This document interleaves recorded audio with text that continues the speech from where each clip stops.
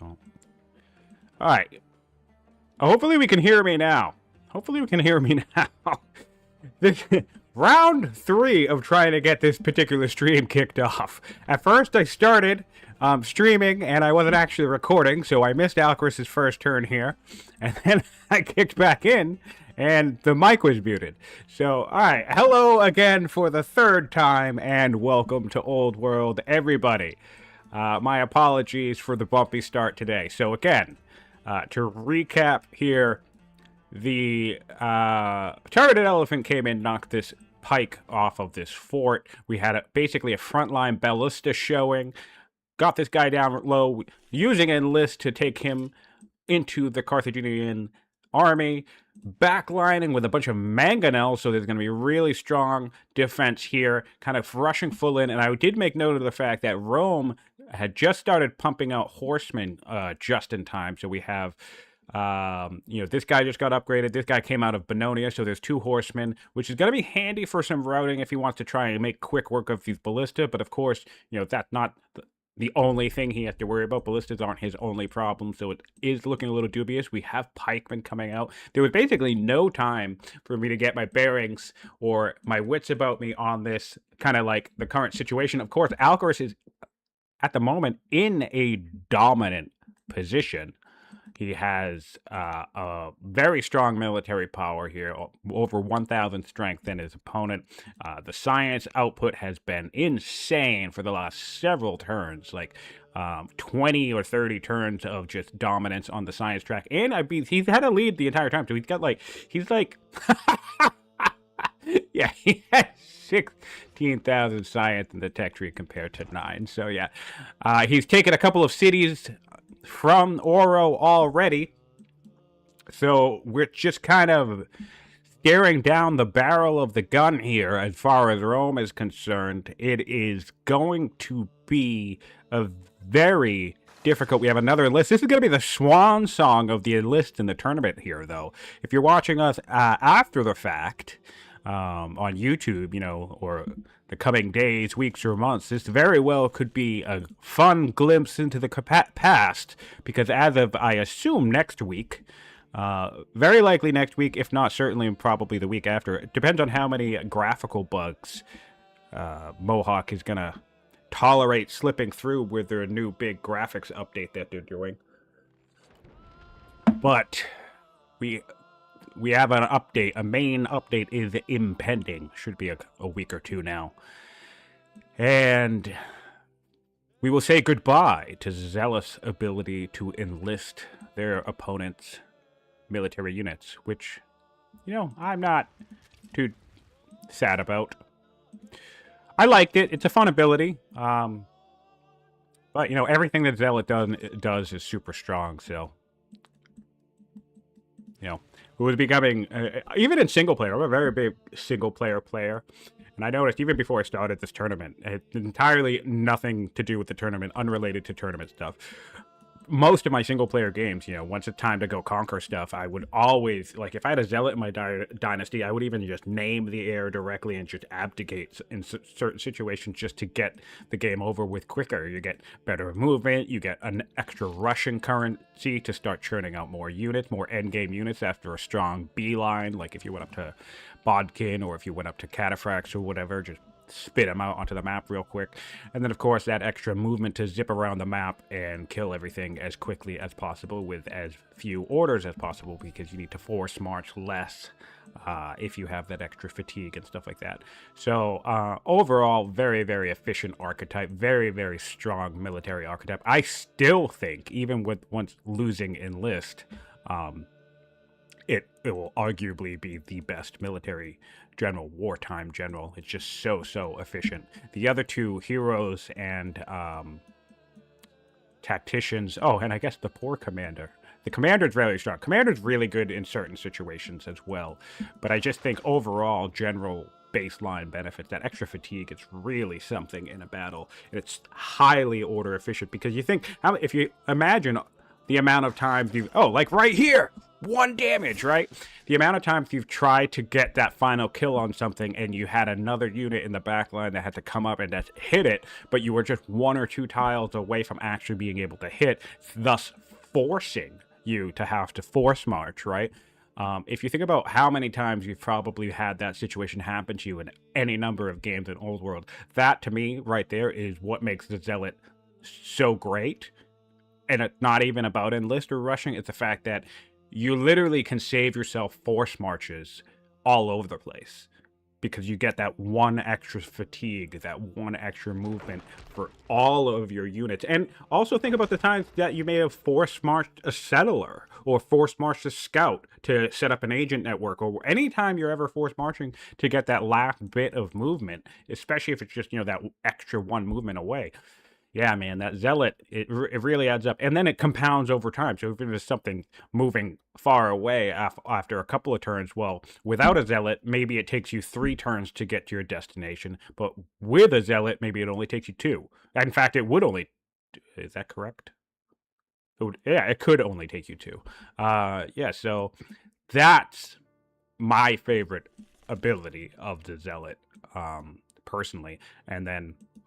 In fact, if honestly, in order of favorites, I think it goes fatigue, rushing, and enlisting is amazing though. The great thing about enlisting, we have a route coming up here, and we actually are succeeding here on this route chain. Really nice to see that. Nice timing. Came in, got some kills, got an enlist back here, so we've killed 2 things, 3 things, 4 things, which is great. Maybe we can get some more kills here. And this is one of the things that people... I'm going to highlight this for a second. Yes, we have a pikeman here. And I think this is one of the things that people don't really highly value about mounted units, even when it comes to spearmen. Like, let's say this was a spear, this was a spear. We're using an ancient army, and this was just a chariot, and I don't know, we're killing something up front. It's all right if your units die. I think that's important to highlight as we... watch these types of games, especially for our friends who pop in after the fact and they're just on the internet looking for some old world content or whatever. Any moment you can drop a little bit of advice or thinking, I think, is handy for the average player, who is not playing multiplayer games several games a week or hanging out on Discord talking strategy. Always useful to do some reminding tips or whatever. And one important thing about the horse is that it can be very easy to think, oh, well, my opponent has spears. Here's 2 pikes, so clearly this horse is going to get exploded next turn from all these pikes. However, think of it this way. If you can use your horse to kill 1, 2, 3, hopefully 4, if we can set up this route chain. We have 4 orders left, so it is theoretically possible. Although we are running out of tiles to actually make the attack, so probably not. Maybe we get 1 more. I don't know. Actually, we have nothing else. Do we have more longbows ourselves? I don't think we have longbows ourselves. Yeah, all right, we don't have longbows, so that's not really going to happen. But anyway, if you could use the horse to kill 2, 3, 4 units... finishing off with that route chain, and then, yeah, sure, it gets exploded, but you still use that 1 unit to very, very great effect. So that's one thing I really like about Old World. Attrition is a very real thing in this game, but it's not... There's no attrition mechanic. It's not like culture or science or, health or movement or anything like that. Attrition's not a stat. There's no mechanism that happens in this game where you receive attrition. But yet the warfare in this game, the battles between 2 different players across a large scale or a prolonged fight does come down to attrition. It comes down to how many units can you kill on your turn versus how many units your opponent can kill on their turn, combined with the economics of your empire, how much resources you make each turn to keep replenishing your troops as you send them off to die in battle. And then the last bit of it is how efficient your production centers are in your cities. So all of the actual different mechanics in the game, such as resources and city production, and then kill potential on units because of things like route, pierce, or AoE damage from the Onager. All of that stuff where pairs of units combine together to kill multiple things at a time in any given round. And, of course, there's also the tactical positions of it. Can you get a pike in somewhere to deny a route chain, things like that. It all adds up to an ecosystem that creates a real sense of, strategic, tactical battlefield attrition dynamic in the game. And I love that. That's one of my favorite things about the warfare in this game. It's funny because that's also a criticism, right? Because you'll see some people who try to get into the game, and maybe it's not their cup of tea. They come from Civilization, or which is very common, of course. In Civilization is a game where it's very easy to build like 5 units and then just never need to build a unit for a very long time. That's probably a little bit of an exaggeration, but hyperbole to make the point, to emphasize the point. But in Old World, you really need not only just a large army if you're against a skilled opponent, if you're, on a higher difficulty dealing with an overwhelming opponent, but also you need the economics to support it. You need to expect that your units are going to die, and that's one of my favorite things about the game. Is that the combat feels more dramatic, feels more intense, and I like that. Of course, in the multiplayer setting, it's I don't know, anxiety-inducing.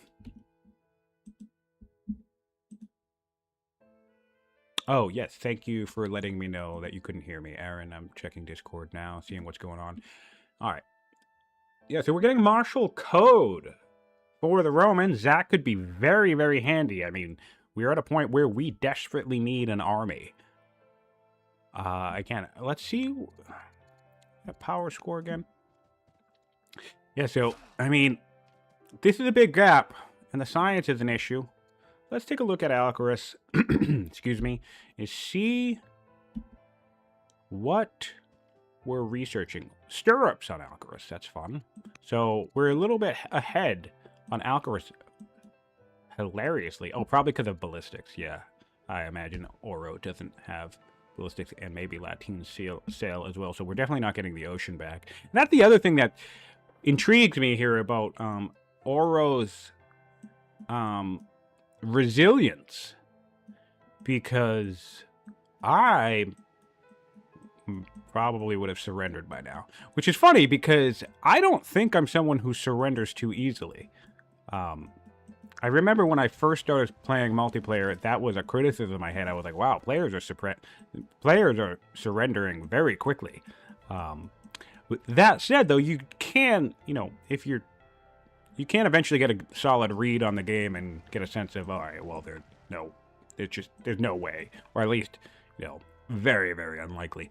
And I want that, so I'm surprised by Auro's resilience here, just because even if we can defend ourselves from this attack, I think with the sheer number of Dromans in the ocean, I don't know how you would be able to advance against Carthage, short of completely eliminating the army. But no, the production centers would be so strong and so efficient that even if you took like 1 or 2 cities because you full wiped his army and were managed to avoid, by the time you get up here, all of these cities would be in full military mode. All of the ships would be pulled back, and there'd be so much extra damage he could do and so much mobility around like your location that it's like you're not getting into the territory. And what's the wonder situation? How many wonders are left? There's 1 wonder left unbuilt. The Via Recta.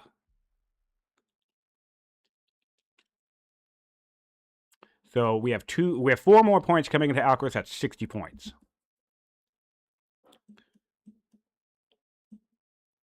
Yeah, so I'll be curious what level. I'll be deeply curious the level of confidence here. We have 500 science per turn. Jesus, that's awesome. So Oh, that's wild. Yeah, so another thing we could do, martial code would be the smart thing, but honestly, you could just do jurisprudence, fiscal poly, and then policy, and start getting economic points if you wanted to. I mean, it's all on the table. If I swear to God, if Alcaras clears the full text tree before this game's over, I'm gonna be so grumpy about it. Not that it isn't cool, but it's like, what the hell is happening? Ah, man. All right. Let's see if we can keep an eye. Whoop! Ah! I haven't even looked at their nations yet, really. I mean, Alcaris is very highly developed. This is just insane, all this stuff. What are we building back here? An academy? Like, why? We have 500... This is insane to me. Why are we building an academy? We have 500 science per turn.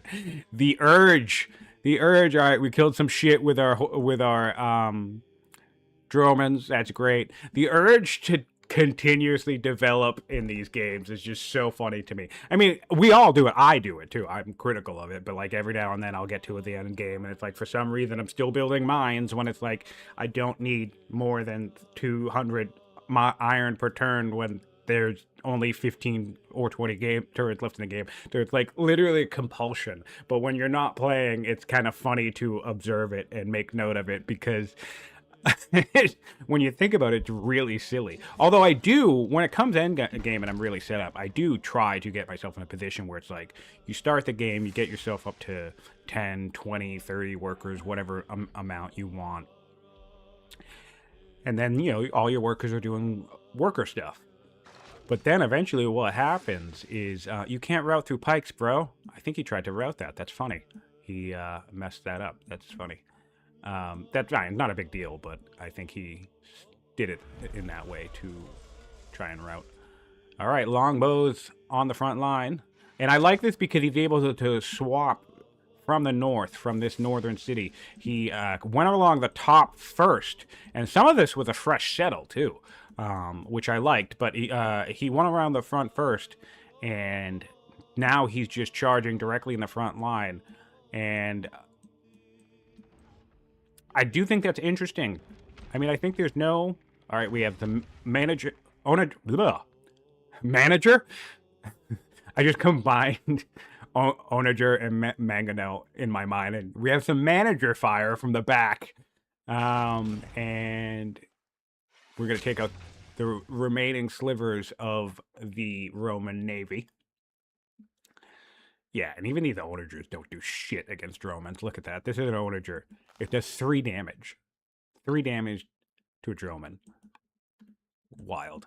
What can we attack with Dromans? You could attack... One thing I think I remember from last game is we had a handful of... Carthage had a handful of Dromans in the Mediterranean. And Londinium had not yet finished its moat. And I was kind of surprised that he didn't take an opportunity to just attacking the city directly.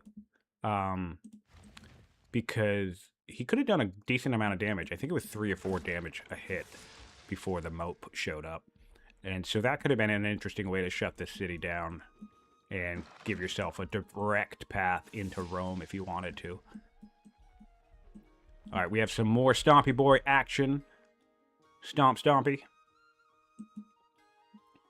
And it's, yeah, this is highlighting the complexity of Auro's situation anyway, is that, again, even if Auro can full wipe Carthage in this situation, how do you advance when you have this level of mobility coming in from everywhere? Like, let me grab this elephant back here. This elephant back here could come all the way over here if, you know, we're free. So as you move, try to move towards your opponent, and he retreats to safety, you're also, because you have no ocean control, you're going to have to worry about flanks. And there's no way Auro can advance and then also cover his flanks without, I don't know, using civilian body blocking, I suppose, which is also getting changed next patch. Next patch is going to be a monster patch. It's going to be so great. So many really, really solid gameplay changes are coming next patch. I'm super excited. Some are changes that I've wanted for a long time, and others are changes that I've never even thought of, and I'm super excited about them because now that I'm aware of them, they seem like fantastic ideas. I'm very excited about the new bonus card change with for those who don't know. And again, if this is in the future and it works how it's gonna work for you and you never knew about the old way, for those who don't know, the unique unit bonus cards currently on technologies, and they're all randomly strewn about the tree depending on which faction you are, and they can be a little bit tricky to grab. And next week or so it's going to get changed to be associated with culture levels, and I'm super intrigued and excited by that. And it'll be really, really fun to explore the game once that becomes a thing.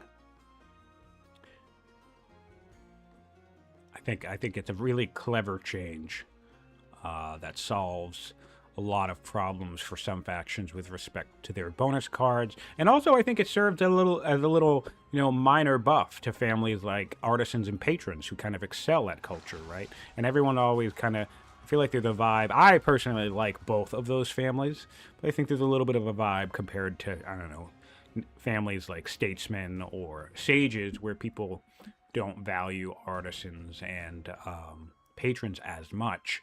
So I think it'll be neat, because I think the bonus card thing will be a little bit of a buff. Not a major one, I don't think, because, I mean, ultimately, if you really want to get to strong culture in a city, especially your capital, you'll pull it off regardless which family you pick.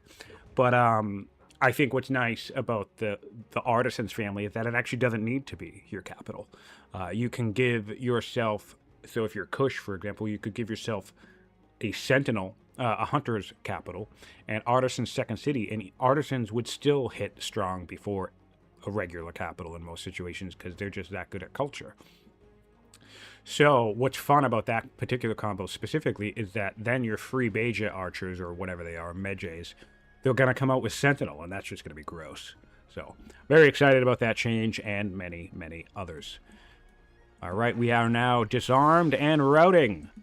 We're gonna, a priority now is to kill this ballista, and this ballista should surely be dead because it's surrounded by 2 elephants. We just need one quick poke to make this happen. And this is the other thing. Look at this. In a normal situation, this longbow would not be able to get back here. But he can, because, again, we have the sea movement. So this path across the ocean is the single most defining tactical feature in this game.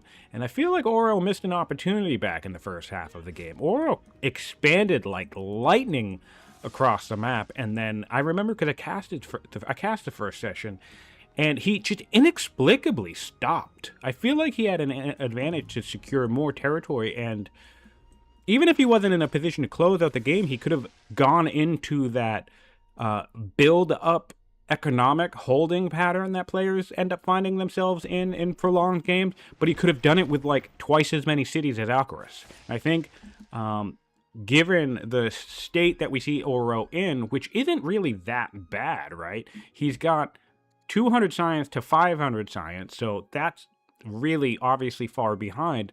But, maybe he'd have 300 science if he had more territory.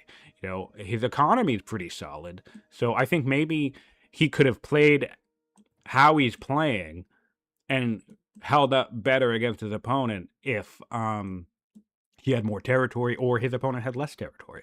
So I was really, really surprised to see Auro stop expanding here. We have secured the Zealot General death. Well, not the character himself, but we killed the unit.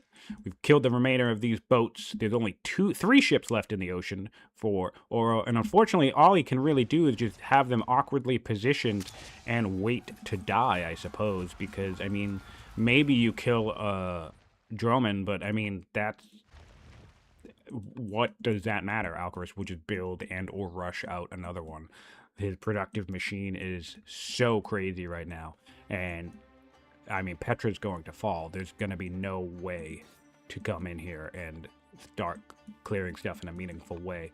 Coming up, upgraded pikes coming online. Another, I don't get this. Is he trolling us? What is happening? Is he... Oh, am I on Rome? Where's Rome? Full respect to you, Auro. Okay, he's got no resources. That's what it is. Okay, he's just so... All right.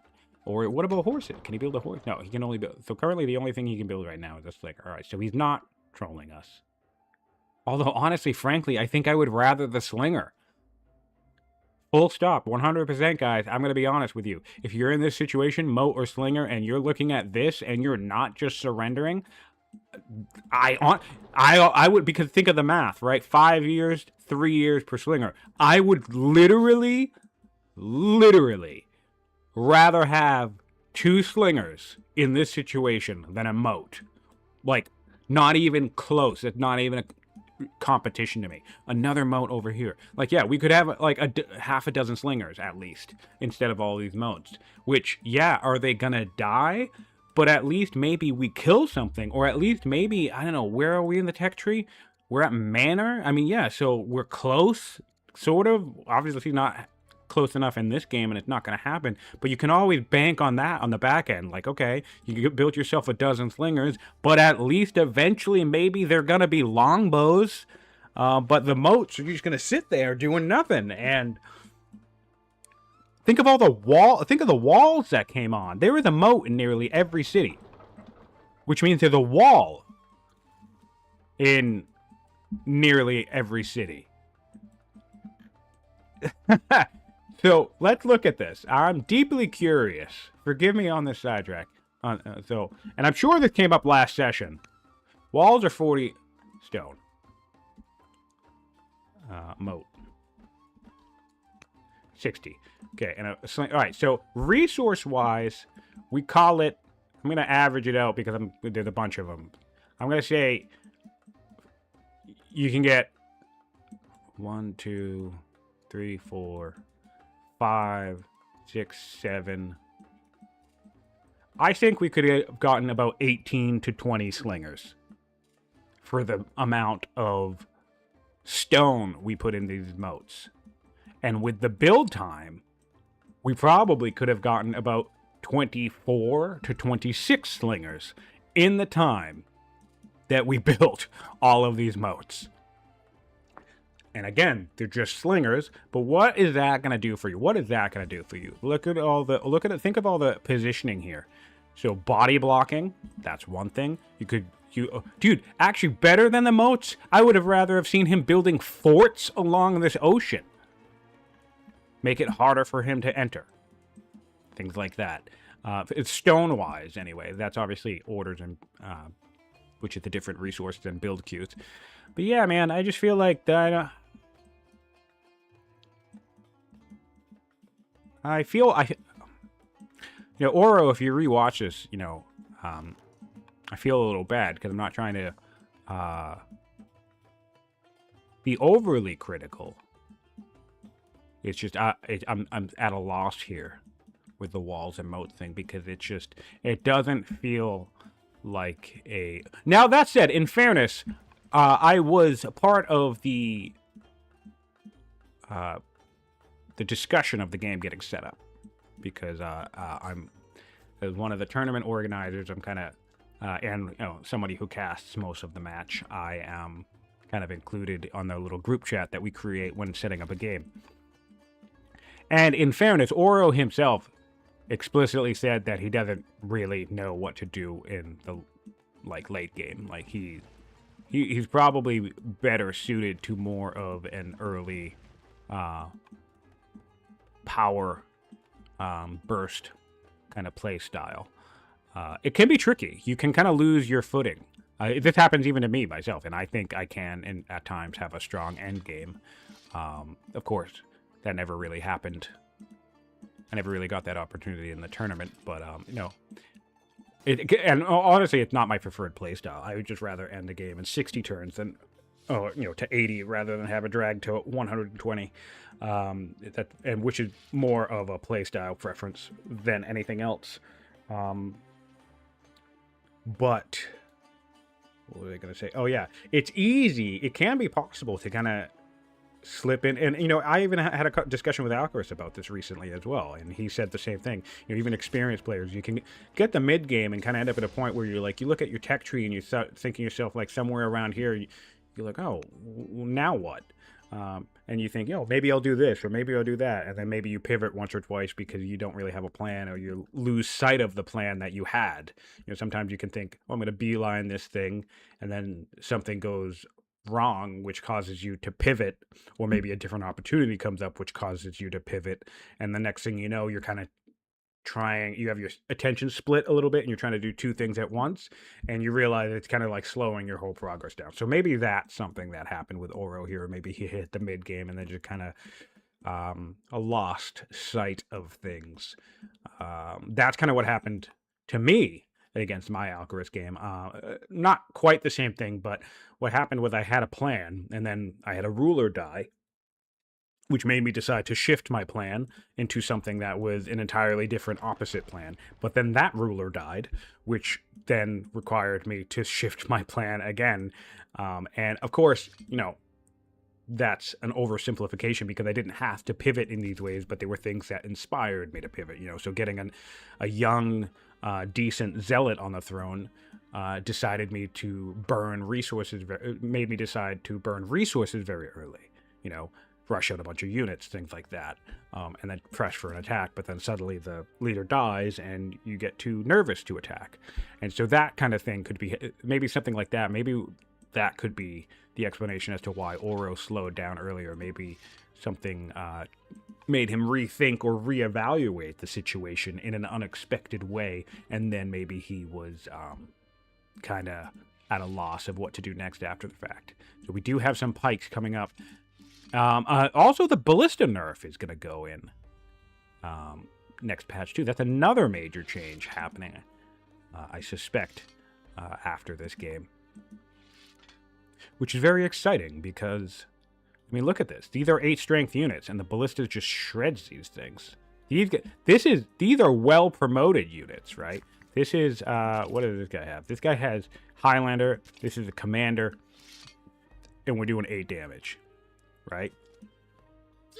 Crazy. 12 damage to this guy out in the open.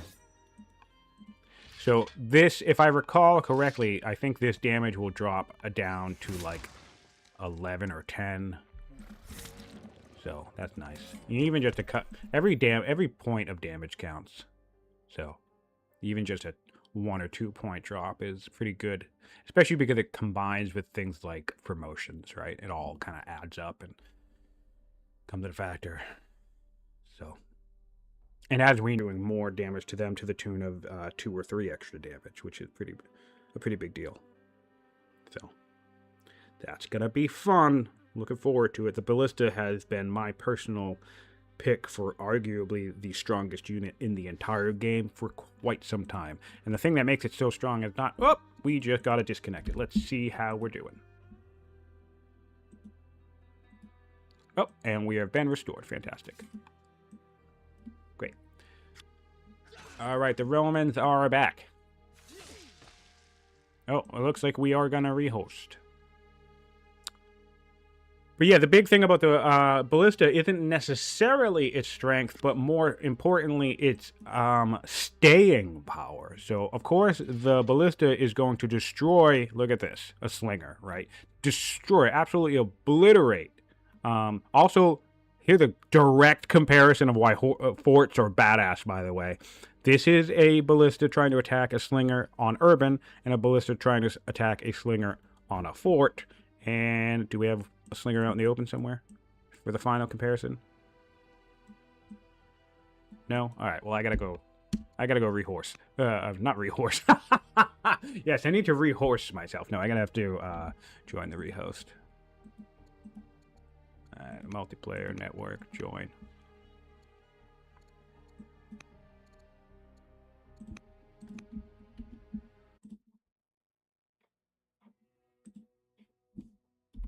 In. All right.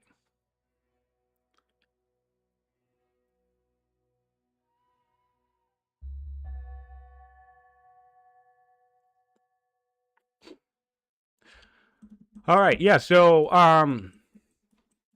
ballistas, great. But the big thing is their staying power is not only do they destroy ancient armies, but they also are, in my opinion, the best solution to deal with shit like pikemen or swordsmen in the late game as well. Like, some people are really fond of crossbows, but the ballista, if you look at the tech tree, right, the ballista comes so much. The ballista's right here, and then the crossbow requires all of manner to get. So, I mean, I normally in my games, even in single-player games, and also that's the other thing, the computer, in my experience, is very infantry-heavy.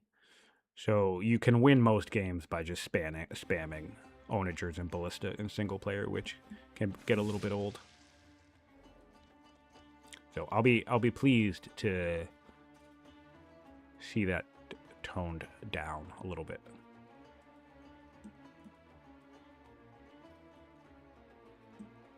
All right, we have 5 kills this turn,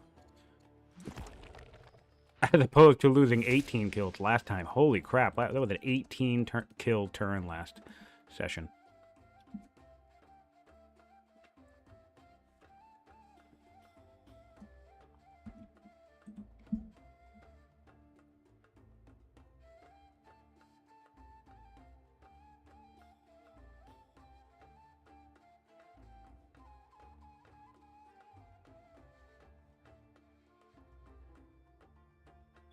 Yeah. Alrighty. 1 turn away from martial code for the Romans. We have a 7th kill here, which is nice. Gonna run out of steam, I think. We need... I'm seeing an issue here where Rome doesn't have enough archers, which is or enough ranged units in general, which is another reason... How much would a slinger do here? 2? Okay. Well, that doesn't help make my point, but still. That's 4 more damage that we could do on something if we need to. Of course, it's always tricky fighting into someone who has high route because it's just... You can throw away your units that way. Do.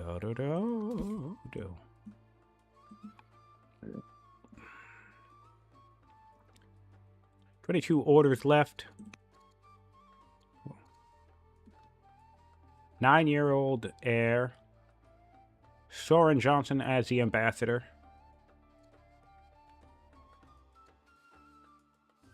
Two wives. One's ill, though. Commander and hero. Highly military family. Oh. No, I can make my point. So we're trying to kill this elephant, right? But we're running out of room. And our big handicap on the Roman side is what? Range attacks. So even 2 slingers, this guy can do 2 damage. How much damage are we away from killing this thing? 5. Sorry, no, 4, right? So a slinger here and a slinger there would let us kill this thing. Actually, not even that. Just, yeah, 2 slingers. 2 slingers. And then we go to route and go again. I think people, well, not people in general, but in this game particular, specifically...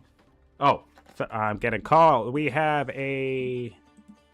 Alright, here we go. Hello, Nazar, and welcome to the chat. You're live with our friends. I am so glad that I finally was able to join. I apologize for... No worries. Glad to have you.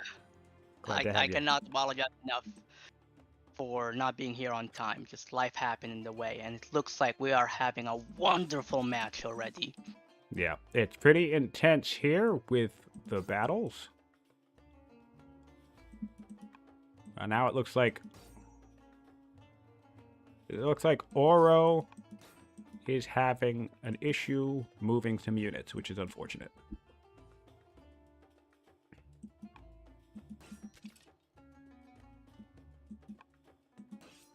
Yeah, so I was just saying that Rome is having an issue with ranged attacks at the moment, and I was saying, I mean, I'm sure you and Soren talked a lot about this last session, but one of the things about building walls and moats everywhere is that he could have had like an extra 20 slingers at this point in the game, and even just having slingers would be handy because I was talking about how he's trying to kill this elephant with this horse right here, get a route in, but he doesn't have enough tiles to get in for an actual melee attack. So if he had 2 slingers nearby somewhere... Oh, he managed to get it with a ballista. That's nice. But if he had 2 slingers nearby, he'd be able to hit that elephant and continue his route chain. So even slingers are very, very valuable to have lying around just for that last little bit of poke on something if you're trying to kill stuff. Right. I definitely agree. I learned that lesson the hard way. Range units, even if it's still that one damage, that's the one damage Yeah. you need to finish the job. Yeah. Oh, we're getting so close. We have unfortunately run out of There we orders. go. Oh, there we go. We have training to That's buy the one one. more. He still has that one order. He still Oh, has two. that one ordered. All right, so we're getting the 2 kills. This is great. This is a good turn. Not too bad. That horseman is dead for sure, but he did the job. Well, That's yeah, 10 and you know what? kills. I think he killed like 6. I think he killed like 4 or 5 units at least with that one horseman. So it did its job. It did its job. And he has his ballista now in the fort. So it's kind of protected. The elephants will have to come in and push it away. That will give him some leeway. We'll force one elephant to come in and just dislodge it for the job to be finished there. Yeah, so I'm going to be interested in seeing the next turn because Alcaras doesn't have too many units nearby to reinforce what he has currently. So, and I'm seeing a couple of elephants for route chains, but as far as I can tell, I think there's only 2 units, maybe, yeah, I think there's only 2 units in the region that can route. And of course, we have a bunch of ballista. So, last turn, we took 17 kills from Carthage as Rome, but we just scored 10. So I feel like even though that's clearly a sizable difference, I think we had a really strong round coming back against Carthage from where we're at. You know, that could have been a way worse round for us as we were discussing trying to get that last couple of kills on the elephant and stuff. So good job to Auro there tactically, I think. And I'll be curious to see how Alcaras does. On his turn, if he can deal a decisive blow killing all this stuff here, because he does have the movement. That's the one concern that... Oh, no, he doesn't. He doesn't have the anchor this far back anymore. Oh, that's good news. Oh, he gets 1 tile. He has the southern What about area. He can do south? Yeah, he can do south. All the way from the... All the way he can do from the south.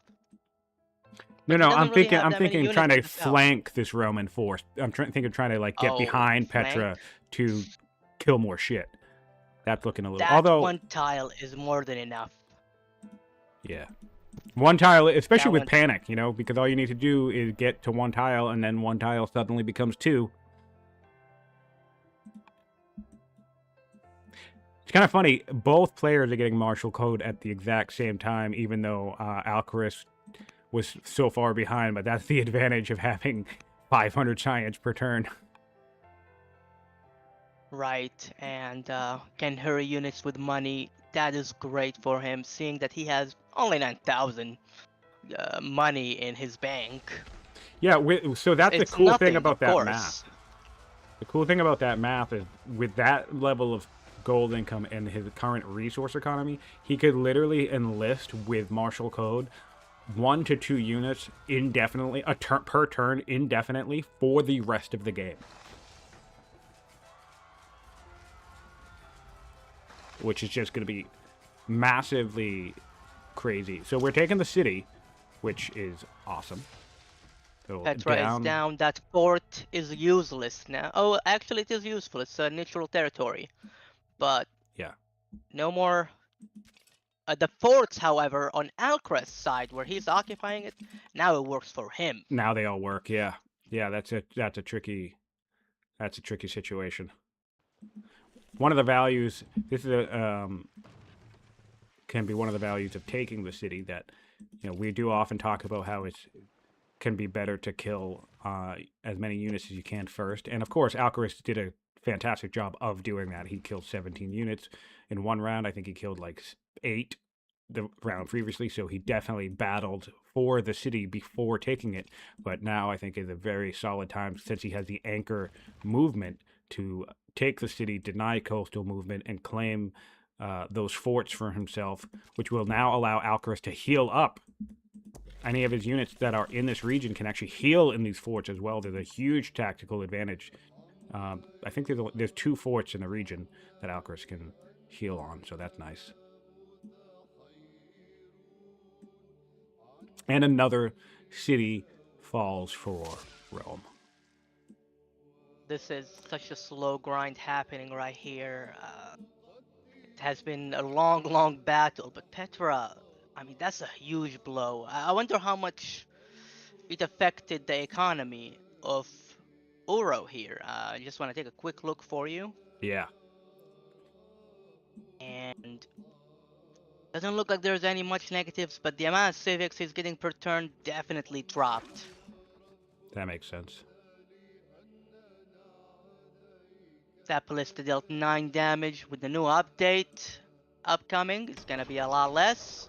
But right now, it doesn't matter.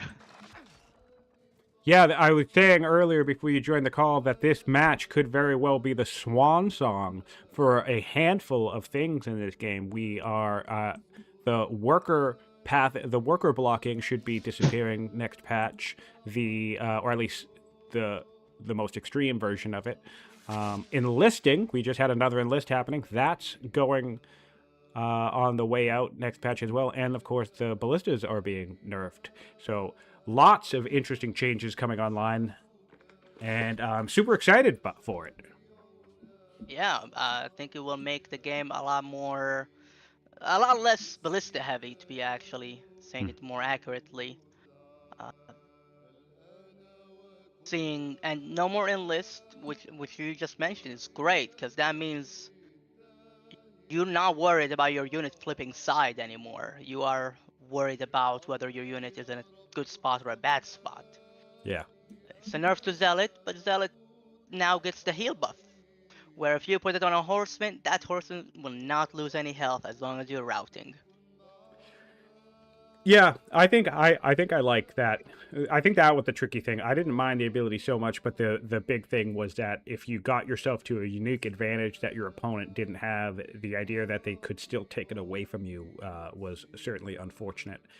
They could enlist your special swordsman or your unique unit, or if you have siege and they don't, they could enlist a couple of your ballista, and now they're working with ballista. So it was very, very diverse and high value ability, and sad to see it go, but I think it's probably for the best.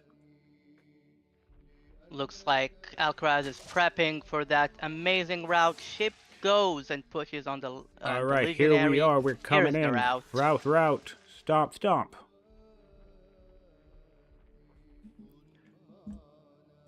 At this stage in the tournament, we'll be able to have a highlight reel specifically for turreted elephant route chains. Lord knows we've seen a bunch of them. Yes, chat. They are getting rid of enlist on the Zealot.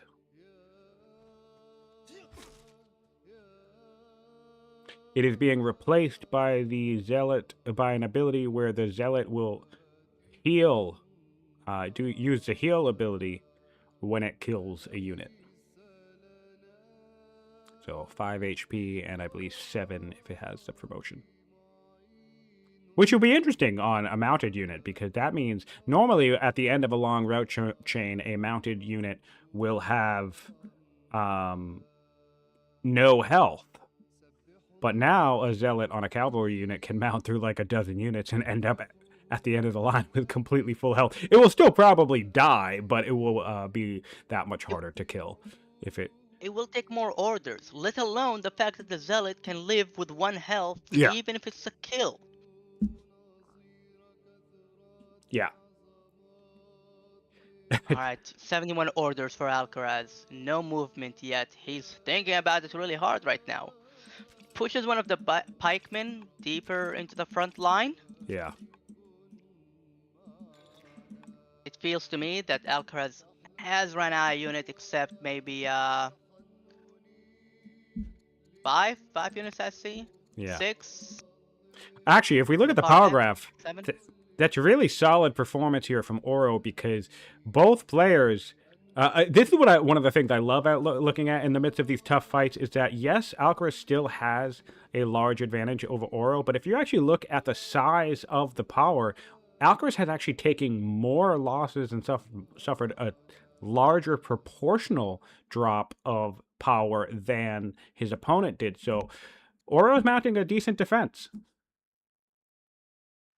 The problem Uro is having is that his units are not in the best of positions, and to add to it even more, with them not being in a good position, he has less orders. Yeah. So it really affects how his defense is. Yeah, I don't.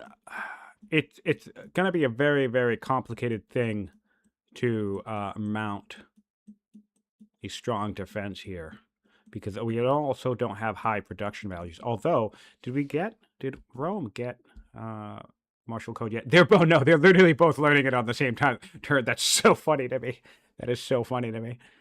They're both one turn away. I am taking a look here on Uro's. I don't see for Uro any current routing units.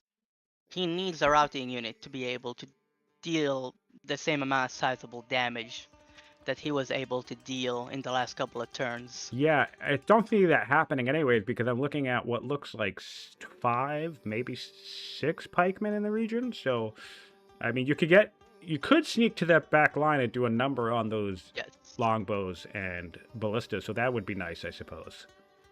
Yes, he can definitely with the ballista there and deal a lot of damage and create some sort of line into the back line where he can actually do what he got to do. There is the space. It exists. It's just not like needle in a haystack here type of situation, or he's gonna have to thread the needle. Yeah, it's very interesting. I'm looking at Uro here. Can he rush a horseman? Yes, he can. In his Dura Vigatum, he only needs 280 civics, or sorry, 240 civics only to rush that horseman and actually deal damage he needs to. But he's not rushing it. I don't think he's thinking about it.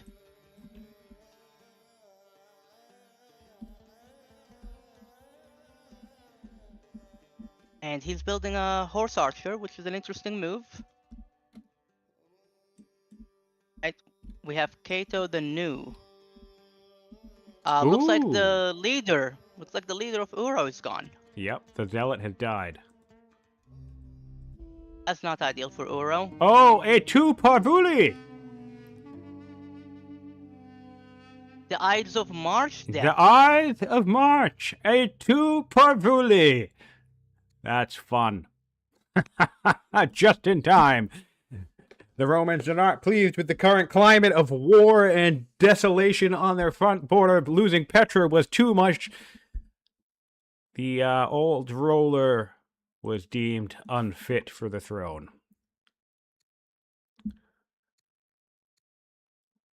Shit timing. Although, actually, no, we just got Holy War, so I mean, we'll be able to still rush, but we're definitely gonna be able to need that. Use that. We could use that fatigue. So that's unfortunate. Looks like he has a commander here, which is not the idealist. The commander is not on a unit yet. Yeah. If it can be thrown on a horseman with the buff of flanking, it could deal damage. But the way the units are stacked, I don't see that flanking ability being used well. Yeah, it will certainly be tricky.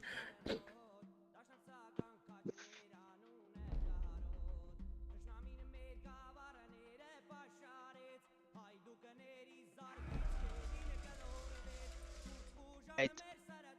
Looks like we got a double upgrade on a trireme, amphibious, and marines. Mm-hmm. Well, that's gonna deal a lot of damage.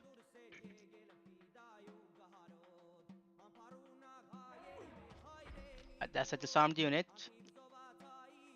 on the longbowman under Petra. 9 damage dealt by the ship. That's 1 health. That is unlucky. Yeah. Oh, but the little Byreme coming in for the clutch finish. I like that. That's how. But that goes back to what we were saying. It's like the biome at this stage is useless, right? Like it's not going to compete against the Roman army. But hey, it gets us one kill in a time where every kill, every HP matters. So, that's why again I'd rather see a million slingers rather than a dozen walls.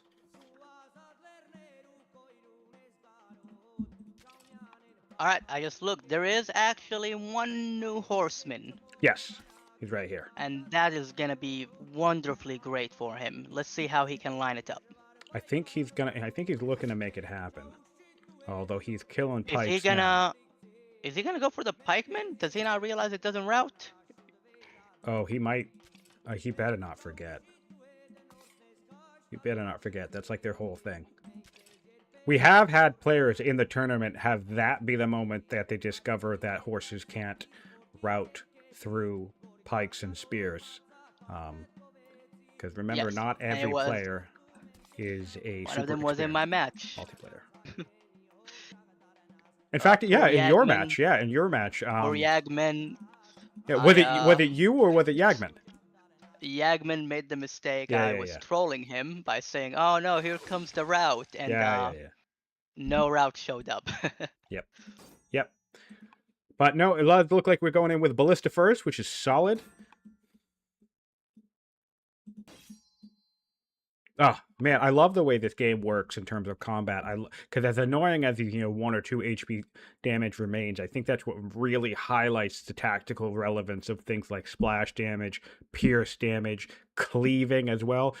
As much as I dislike the axe because of where it is in the location in the tree, it's not like really my favorite thing to go and grab steel. I think this would be a decent moment for cleave to really shine, to try and finish this spear with a single cleave attack while attacking the elephant instead. So lots. I love the utility and the puzzle around not direct attacks, but how you're going to take advantage of your spillover damage, if you want to call it that. And very, very cool. Makes it highly tactical. Looks like we have a swordman actually available for oh, perfect. Auro here, which can deal that cleave damage if he would like. If he removes one of the legionaries, especially the one with the tactician, he can kill 2 units with 1 hit, which is gonna feel really good. It would feel very satisfying to do. I think what would be smarter in this particular situation is, again, do we have a goddamn slinger nearby? We do. Okay. Can it do 2 damage to this thing? Yes. Okay. So this slinger from the forest, bring him up here. I'd actually kill the pike with a slinger. This is another highlight of why you want these measly damage, because if we do that, then we could take the swordsman, step it onto that tile, hit the pike in the northeast, and then you're hitting 3 damage. 3 units with a cleave attack. The main one you're hitting, and the elephant and the pike next to it, and that would be a really nice way to spread around more damage. To make it even more fun, once that's done, that will 100% open that route chain that for the Auro needs to finish that job. Exactly. So in theory, there's a universe out there where Auro has the right Oh, dude, we lost connection again. Bummer. Did we lose connection? Oh, I did, but it might come back. It keeps coming in and out, so I'll hang around. Looks like Steam servers are not doing well, but to make it even more fun, on my side, Uro's not making any moves, so chat, you're not losing anything right now. Is the timer moving on your side? Yes, it is moving continuously. Because mine's not moving. All right, well, keep an eye on that. I will be updating you guys of everything. Looks like a pikeman moves forward, kills one of the elephants at the front side, dealing 13 damage. That opens the swordman position to come in. Nope, there is no space due to zone of control. All right, I'm going to give it a couple more seconds here to see if I reconnect on my own. That does happen sometimes. Alright, Status comes in, deals damage, and finishes the job on the front pikeman with 2 health. Second pikeman dies to the right of it with the legionary. Nice. Gonna try to keep updating you guys with as much possible visuals, indicators as Yeah, possible. I'm following you around with the cursor. Oh, and my connection has been restored. And Perfect. we're updating, and we're back. 3 minutes and 53 seconds left on the clock. We're good to go. Here, another opportunity for the swordman here to deal a lot of damage in the middle. Oh, yes, And we want to start see the that route because... chain. Legionary pulls in with the commander. Okay, The front okay. side. He's making some great progress. We got 6 kills against us last turn. Auro is now at 6 kills against 30 Alcaras. orders left. With 30 orders. Yeah, 30 orders and a He's doing swordsman left. so good. Definitely going to lose another pike next turn. Alcaras is definitely going to lose another pike next turn, but he wants to try and get these ballistas out of the field. He won't be able to get all of them, but just a couple that are in front and knock down that zealot ruler. That's priority on this turn for Auro. He's already had a good turn so far, but if he can clear these 2 ballistas and kill that zealot before his turn ends, that will be probably the best turn that you're going to get at this stage in the game when you're in this position from Rome. Onager on the south side across the wonderful sea, the Black Sea, attacks the anchoring droman, which does splash damage toward the elite Amazon cavalry. Just only measly 2 damage, but every point counts. Could be what is needed. Yeah, every point counts. Alright, Horseman upgraded with Strike. That is the 10 strength he might need to finish the job here.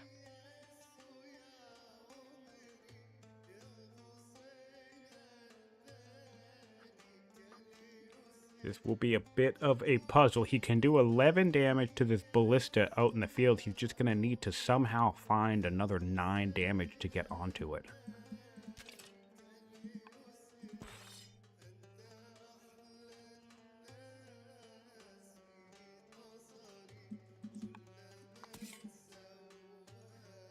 He could try to take the swordsman north, hit the warlord up here, or and maybe that hit... would do the cleave damage. Or maybe... yeah, no, it's really tricky, man. Definitely a hard puzzle. He has 1 minute and 30 seconds. He has 94 seconds only in extension time. With 28 orders to make moves, he needs to do something right here, right now. Indeed, right here, right now. I'd like maybe he. I suspect he's hanging the swordsman back in such a way that whatever he chooses to do with it, it doesn't instantly get obliterated by ballistas. So I think it's entirely possible we might not even see the swordsman move this turn, or maybe hide in a city somewhere because there is anchor there now. And the reason why I think that is because I don't think Auro wants to give Alcaras the opportunity to enlist the swordsman. That would be unfortunate. Looks like the commander has Herbalist. That's a +2 heal. Which is not too bad. Which is not too bad seeing the way the fight is going. Yeah. If you're on the defensive, I mean, always you kind of want to get more kill potential or whatever, but Herbalist is not necessarily the worst ability to have because... rather than healing a full unit in 4 turns, you heal it in 3 turns. Exactly. It saves your turns, saves your orders. Alright, one more death just happened. Oh, what on... Oh, Swordman. Actually, I don't hate this. I don't hate this. Wait a minute. Maybe I do hate this. I like the idea of... I understand the thinking here because this swordsman is in a fort, which will make it very difficult to kill. So that, I'm pro that. However, I do worry that he walked it into a situation where Alcaras does have enough ammo to just kill the thing, enlist it, and now he basically gave Alcaras a swordsman in a fort. So I would have loved to see a general on it. Especially there's a tactician general with 25% strength from hill. That would have done a lot of work. 2, 4, 8, 13, 14. No, not 14. 13. If this is 13. 0 orders. Yeah.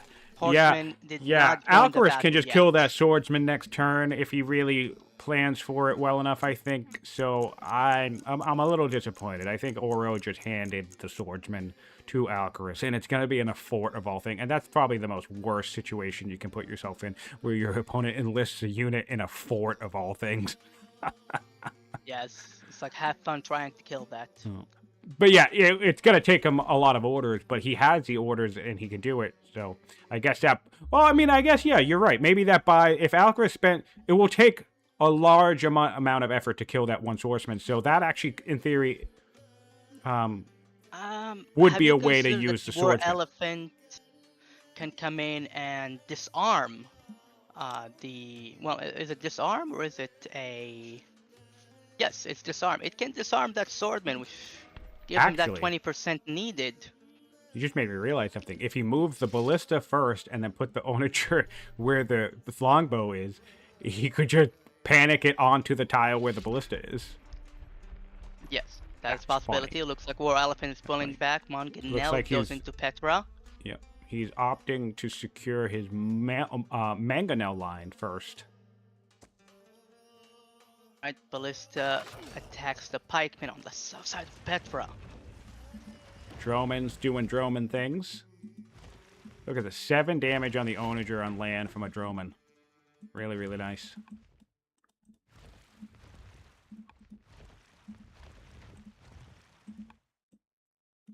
None of these things even have amphibious. Oh, we're moving off the tiles. We'll see if we can get in for a panic out of this fort. I think he's prepping it. He's prepping it. He's coming in and he's prepping it onto the flatland. No! Boom, boom! There it goes. Is he going to come back for the enlist? He's going to come back. He has to. He has to. Enlist? He has to come back for the enlist. Oh, that's my boy. I love it. Good job, Alcaraz. I dig it. But now it's not in the fort. That's fine. Whatever. It took less effort. Or maybe it took the same effort. I don't know. It's still cool to see. But yeah, maybe he could have just enlisted the damn thing in the fort. But now we have a ballista in the fort, which I think would rather have the ballista in the fort. War Elephant dropped down to 3 health. And Here route. Comes the route chain. This is devastating. What are we at? We're already at 7 kills. As a 7... I'm sorry, no, that's 3 kills. 3 kills. Yeah.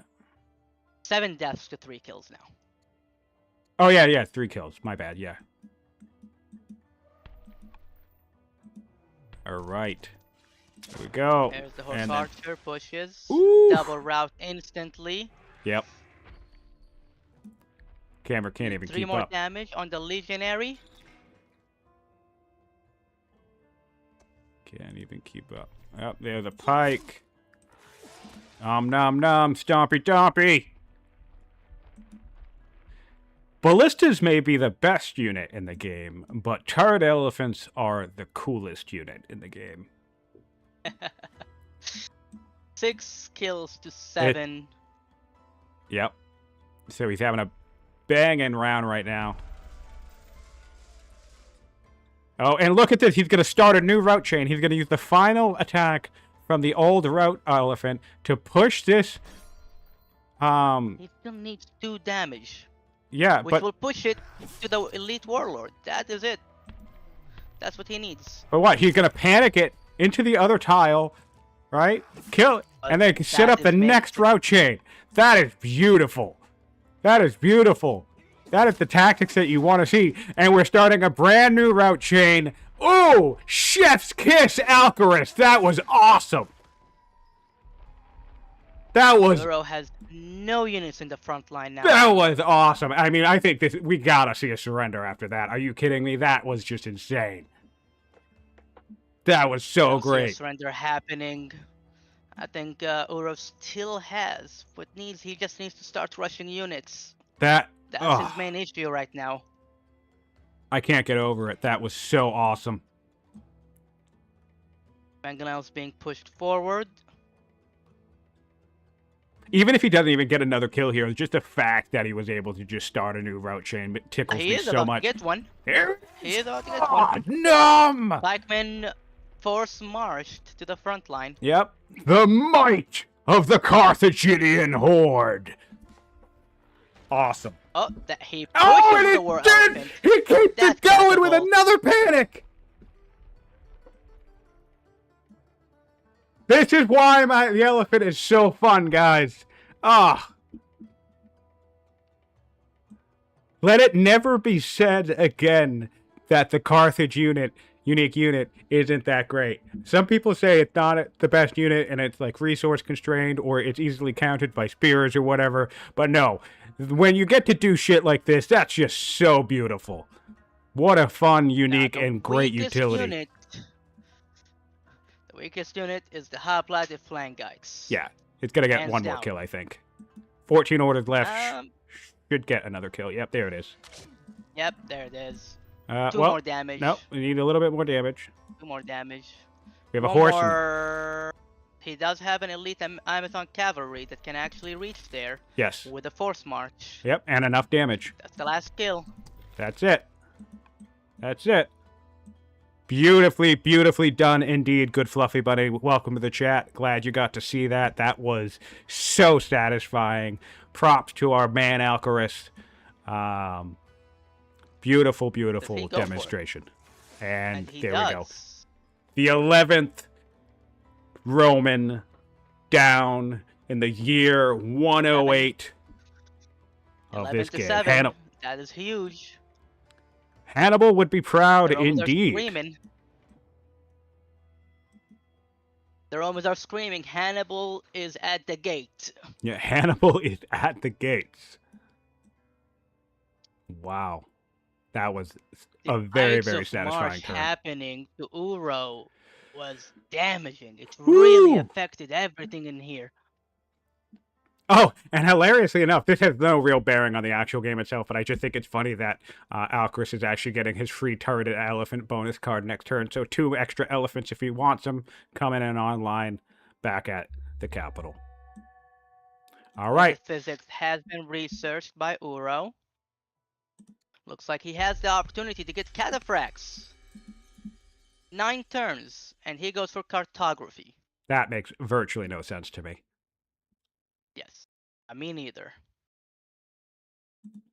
He does need a good route unit to come in. 10 strength route unit in 9 turns. I mean, yeah, Barding actually would be pretty solid because he has Holy War to rush them out, right? But the only issue is that even Alcaras is going to get to Barding. Even if Rome started Barding this turn, which apparently they're not, Alcaras would get to Barding before yes. our friend and Auro. If anyone is worried, if anyone is thinking, oh, well, it's going to take 9 turns, the game might be over by then. Yeah. Auro does have Inquiry in the capital in 3 turns without Civics Rush. 3 turns. Because that 160 science comes in. Wow, yeah. It's not that bad of an idea. No, I mean, that's pretty solid if you're going to Inquiry spam in the end of the game. I think Inquiry spam is decent if you're not rushing them out, is decent anywhere between 4 turns or less, depending on what your global main science is. Obviously, if you can get 2 or 1 turn inquiries, that's ideal, but doesn't always happen. But yeah, a 3-turn inquiry 4 off of a legendary city, 160 science, that's not bad. That's solid. There is a potential for it. There is a way to make it work and happen. Well, that's an effective, think of it this way, it's an effective science per turn increase of 53 science per turn. That's kind of amazing. Alright, Ballista pushes forward, damages the longbowman. Can the horseman come in there and deal the killing blow? Onager in Pannonia. I have to imagine Auro knows he's cooked, but even if he doesn't, well, either way, the nerves of steel on this guy to just be continuously fighting after the couple of turns that he's taken, of like, he got 17 kills, 17 deaths against him. You know, Carthage killed 17 units in 1 turn, 11 in another. and Auro is just still kicking. And I am a bit surprised. I must admit that he's actually aggressing here. It would make sense to maybe attempt to try and position backwards, because I don't think Carthage has the firepower to take Bononia in one turn. So maybe like, Honestly, although maybe yeah, you're correct. I there is a world that exists where I can see Uro actually winning this, where he can come you are back and out pull of it. your goddamn mind. I am out of my own damn mind. We have known that for a long time, but I do see it. There is a possibility for it. It just requires a couple of misplays from Alcaraz and a lot of good plays from Uro. The only reason why I don't think that's possible is because even if Oro wiped everything now and came back to take Petra, Victoria, and Salde, you still have to deal with the fact that the entire ocean is clogged with Carthaginian Navian, and there's no way you're Right. getting that back. So even if you can take 3 cities, Alcaraz is going to stop you by the time you take your 3rd city, and you're going to be back to intense warfare. Yes.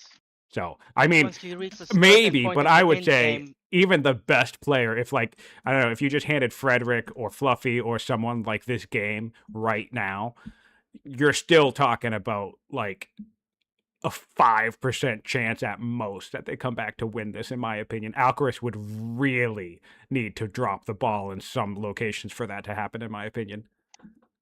yes. And you know what? This is all world. You never know what happens. That is fair. You never know what's going to happen. We've had some crazy surprises, and I like to stay optimistic. So, yeah, I dig it. I have a hard time seeing it here at this stage, because this is now 4 cities lost to Carthage, and they're barely missing a beat with all the damage that you throw at them. However, I mean, we have seen some decent tactical plays from Oro. And so if Alcaraz makes a couple of misplays, he did have that fantastic round last round, but he could make a couple misplays and leave the door open for our friend Oro. But I do agree. I do think that he should have regrouped at Bononia rather than gone in for now, because you run the risk of just, like, we've killed 4 units, right? And we're probably going to lose all 5 of the units in this region. So you're trading evenly. Even if we kill a Yes. 5th or potentially a 6th unit, fine. But you're going to trade even at that point. And I don't think when you're at this level of a disadvantage, you don't want to be making even trades with your opponent. Here comes the pikeman. That's Oh, one route. nice. He follow it again. Oh, killing the zealot, I actually don't hate. Do we have a slinger? Ah, no. This is why we need slinger. He does have a slinger. Where is it? There is a slinger somewhere. I believe. I believe there is a slinger. I only Okay. see there's an That's a pikeman archer. killing There's the an archer in the horseman. capital.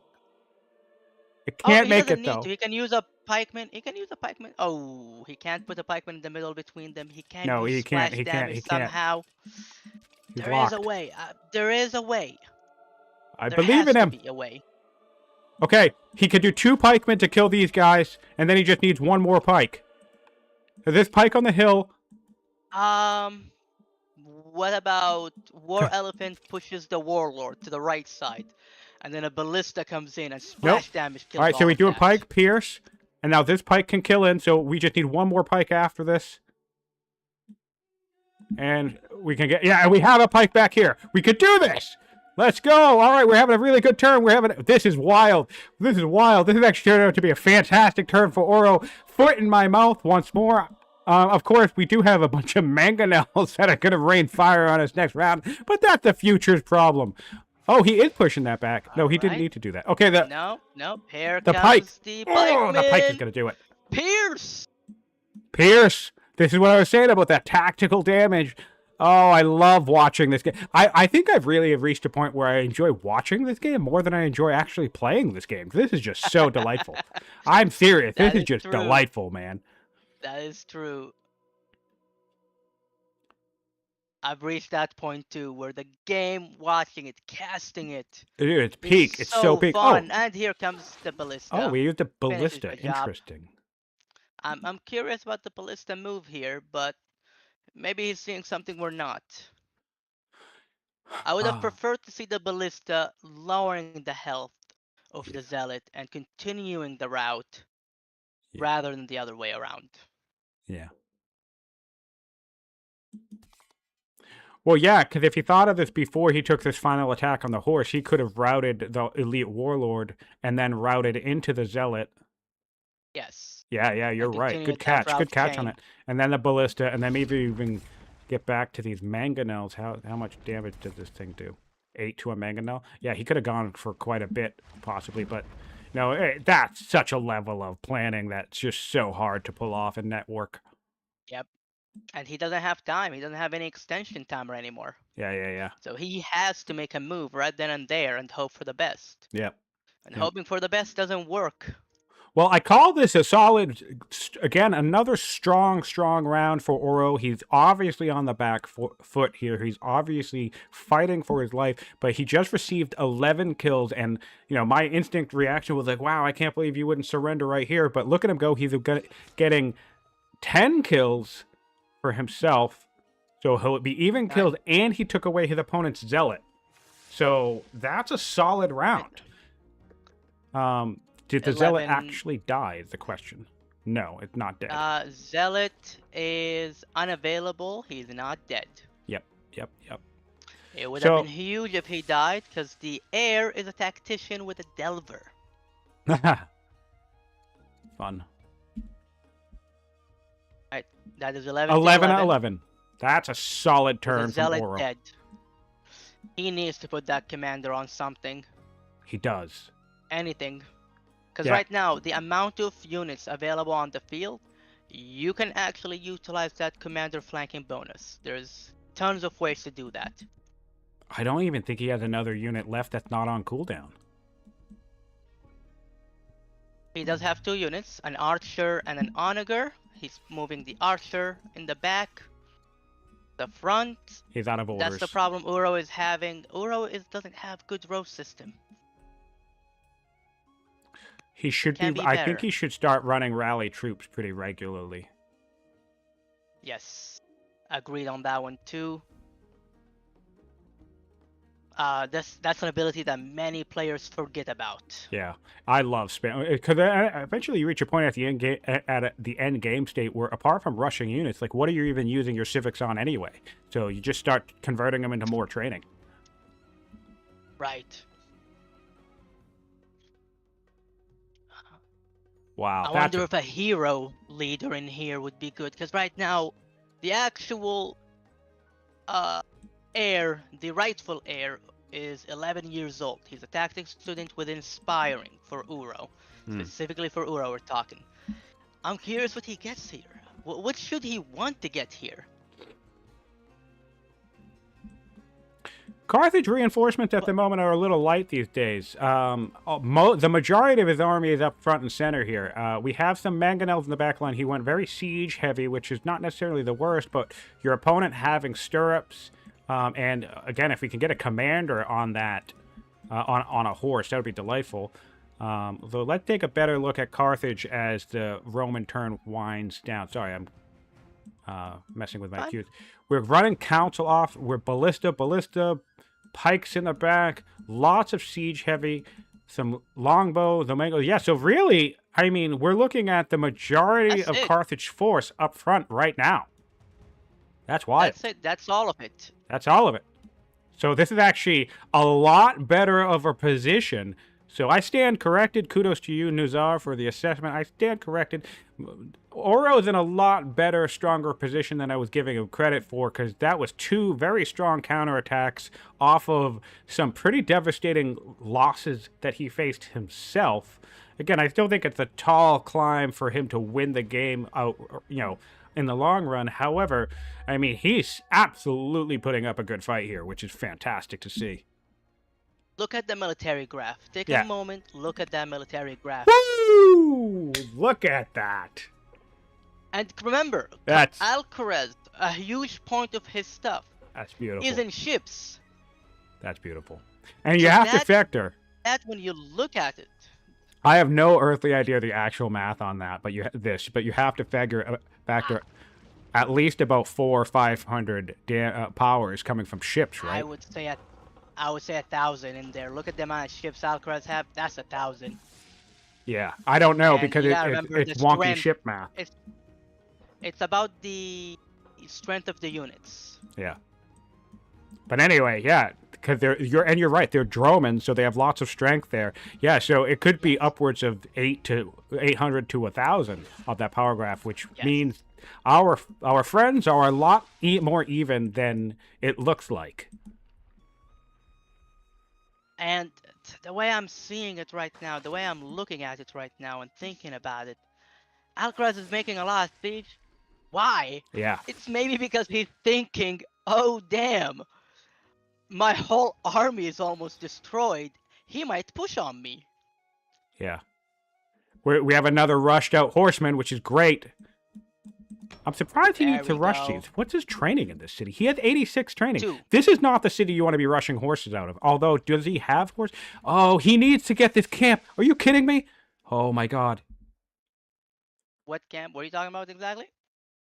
Faventia has horse access, but no camp up, as does Medolianum, or however the hell you say that. We need workers on these camps. Auro and Vila, I don't know these names, but these 3 cities on the bottom don't all have horse access with no camps.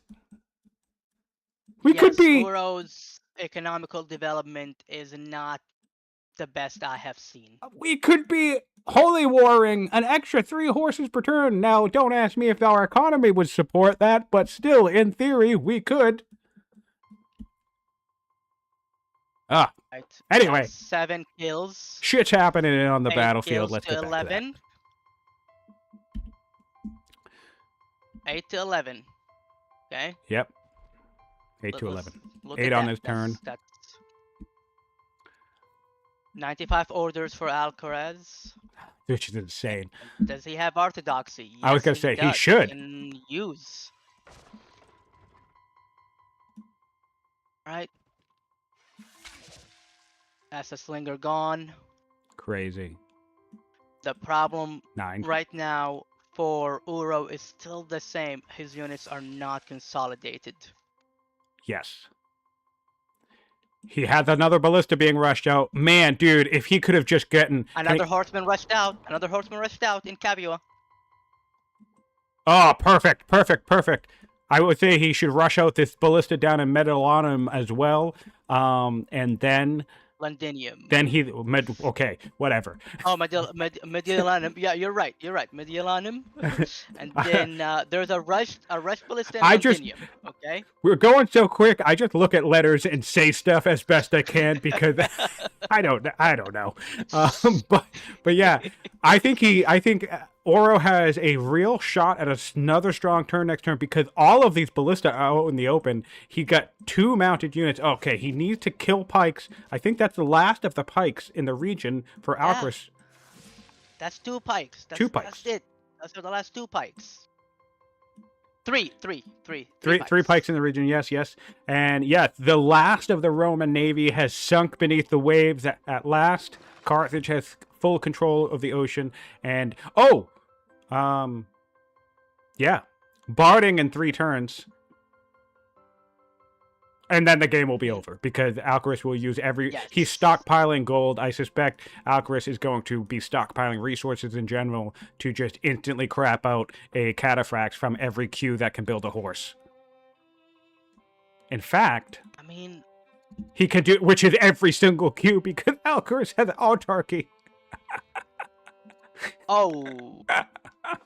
Every city will be able to build a cataphract. Auros is so boned. I'll be honest, I never reached a point in the game where almost all the laws are available. That is very interesting. But he doesn't have Holy War adopted yet. No, he could get it though. Yeah, no, that's the fun thing about the game. It's like I feel like the strategy genre of video games has this problem, right? Where it's like by the end of the game, you know you're gonna win, but it's going to take so long to close out the game. It's just a boring, tedious slog, right? I think Old World's solution to that is so funny because what Soren decided to do was just make every possible thing about the end game so overpowered that the game just comes to an immediate abrupt halt anyway, because by the time you do reach the end of the tech tree, if it's not over, you basically can just cheat. Like, cheating is like mechanically part of the game. You can purchase orders, you can build horses in every city, you can rush with Holy War, they all get a promotion. It's like the guild law finishes every specialist that you want. You just, if you make it to the end game, you just, all right, we adopted the 2 laws. Cool. Yeah, we got Holy War and calligraphy. And then, yeah, at this point, you're basically cheating. It's awesome.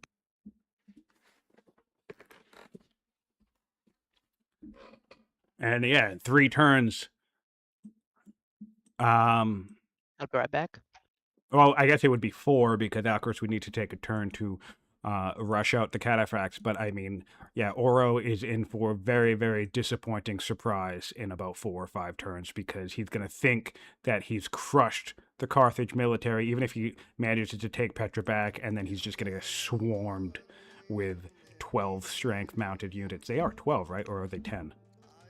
10 strength. 10 strength mounted units. Although he does have pikes, and pikes shut down cataphracts. So, I mean, maybe it won't be as bad as we think if we can clear out the siege. That's probably another reason why Alcaras is actually siege heavy in his build queues right now. Because pikes are his only issue once he gets to cataphracts.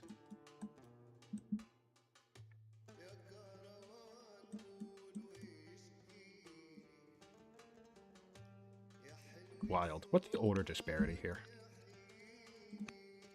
I'm back. Looks like Alcaraz adopted 2 laws. Yes, he did. Holy War and calligraphy. Yeah. I'm curious why he didn't go iconography here, because of monasteries getting that 2 training. Calligraphy is going to close out the port rush. If we look at the city that he just conquered from Rome up top in the northern part of the map, now it's going to get developing in 8 turns as opposed to whatever the hell it was at before, which is actually... Yeah, it would have been like 20... It would have been like 20 some odd turns or whatever. So this is going to get him... He has 1, 2, 3, 4, 5, 6, 7, 8, 9, 10 points coming online in the next 10 turns.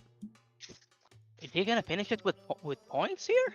Oh, he's gonna finish it with points if Auro doesn't freaking surrender. He'll go. In fact, actually, I'm wrong. That's 10 points. With Petra. Yeah, 1, 2, 3. That's 13 points. He would be at, in 10 turns, he'll be at 70 points. So if he can take Bononia or Petra 2 wonders? I did not factor in the 2 wonders, so yep, that 15, 17. He'll be in 10 turns, he'll be at 74 points. Okay. So that is awesome. Let's see how that ends. I think behind the throne is active, is it? Yes, it is. So he just needs 1 opulence point, then he'll win in 10 turns.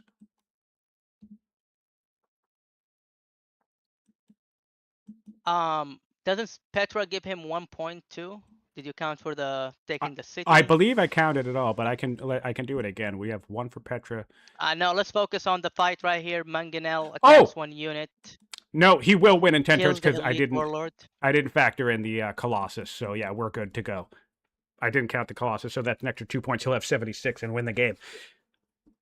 Alcaras wins in 10 turns. Or less.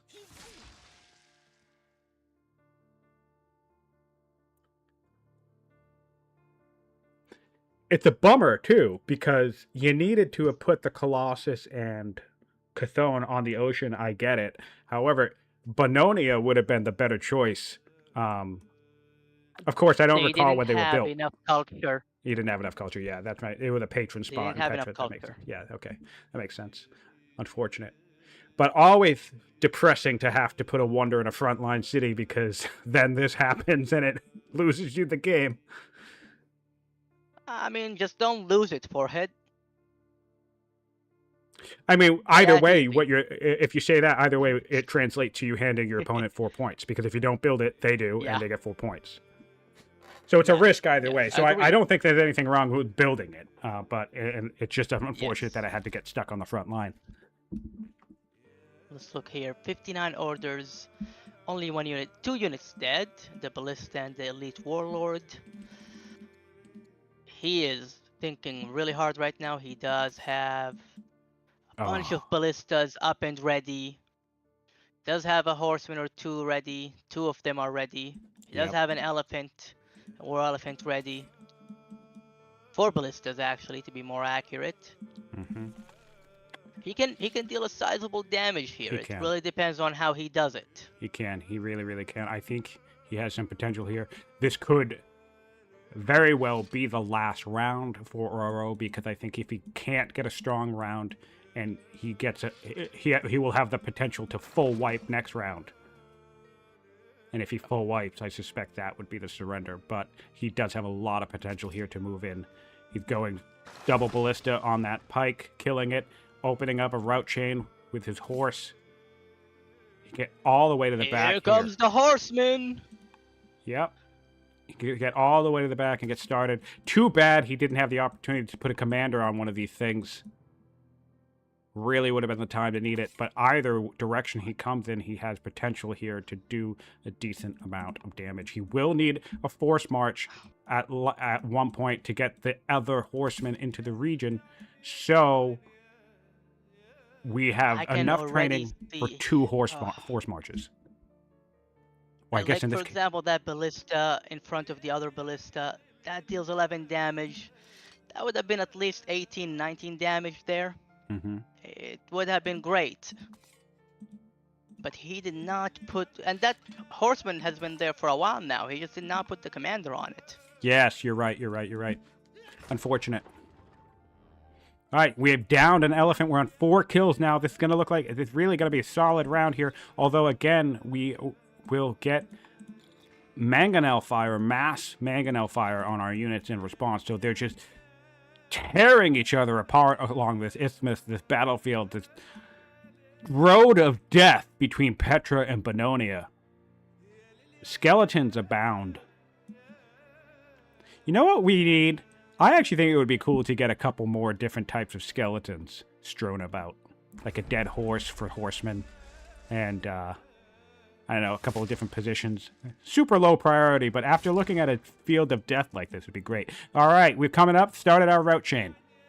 2 ballistas down, 6 kills.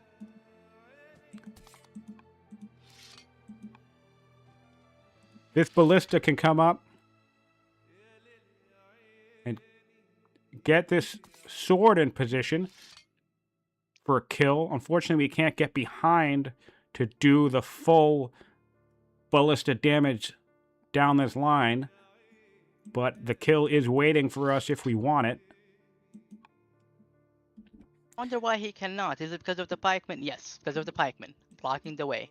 Yeah. That pikeman. It's a really, really good demonstration about the nuances of zone of control right there, because both units are so far apart enough that they create a field of red across them that ballista would not walk behind. So you don't necessarily need to be directly standing next to... 2 units have directly standing next to each other to create nice, solid walls of zone of control. He could have pushed it away with a war elephant. There was a potential for it. He opted not to. 8 kills. Again, I have to commend Auro on his tactics here. It's really, really unfortunate when I look back off the scope of this game and some of the criticisms we had about maybe the fact that he didn't expand far enough quickly, or, his developmental choices around walls and moats, or, this like missing of certain key improvements or whatever, because boy, is Auro very tactically sound. He's fighting some amazing battles, and I would argue he's at a disadvantage in these battles, and yet he's giving Alcaras absolute hell. Rushes or force marches. One of the horsemen finishes good. all units right here, right now. Boom. Thank you for coming, Alcaraz. Your units are dead. Incredible round. I hope everybody's watching. I hope we have... we got 20 people watching live with us. I hope you've joined in after the fact and are tuning in on this match, because I know the longer ones... This is part 4. I know the longer ones can be an effort to get through sometimes, but some of the best battles and the best content happen at the tail end of these long games like this, where you see key tactical decisions and strong plays from both sides. And man, this is a damn good fight. So even if Auro gets sent packing at the end of this, oh damn, he did not realize that he couldn't panic in cities. I love it. My favorite thing is when somebody learns something in the moment, in the tournament, in their tournament match, and they're just like, shit. I mean, it does not say panic above it, and I learned it the same way. I learned it in the middle of a match. Oh man, Yeah. I can't panic in the middle of a city. It's a really sad feeling. Well, on the bright side, I mean, never mind. I guess that thing's just going to die instantly. Never mind. Still, what a phenomenal round. I feel like both players have been having solid rounds every turn with combat, but oddly enough, and I would not have predicted this at the start, I think overall, even though, again, this might not translate to a game win, I think this battle is going in Rome's favor. Because I can for a fact say that Auro definitely is a historical reincarnation of Carthage versus Rome. Yeah. And Auro did pull his weight here. He's the only one with units on the front line now. Mm-hmm. There's only 7 mangonels at the front and one pikeman left at the front. The unfortunate situation is that 3 of those mangonels are in forts that Auro built. Oh, that's gonna be really hard to deal with. Oh, that's a really bad feeling right there. Yeah. It actually might have been a better thing. I mean, of course, again, Auro didn't know about the city thing, but it might have been a better thing to try and panic one of these onagers out of a fort before it gets set up. He won't have any more elephants unless if he rushes in Equinicum and Duro Vigitum. So unless he does that. Yeah. And Bononia, he can rush an elephant in Bononia. Yeah. He needs multiple elephants to just dislodge them out of those forts right here, right now. Wild. What a wild conclusion to a great match. Otherwise, it'll be a real headache to kill these mangonels, because even horsemen deal only 5 damage or 4 damage to it. What session is this? 4 or 5? This is 4. Great. I want to make note of that because I like... Auro has been so fun to watch in some of his games. And some of the best battles we've had in the whole tournament were games that he's been in. And I think this is another one that's going to go on the list of sessions that I think people should watch just to see some really cool, great fighting.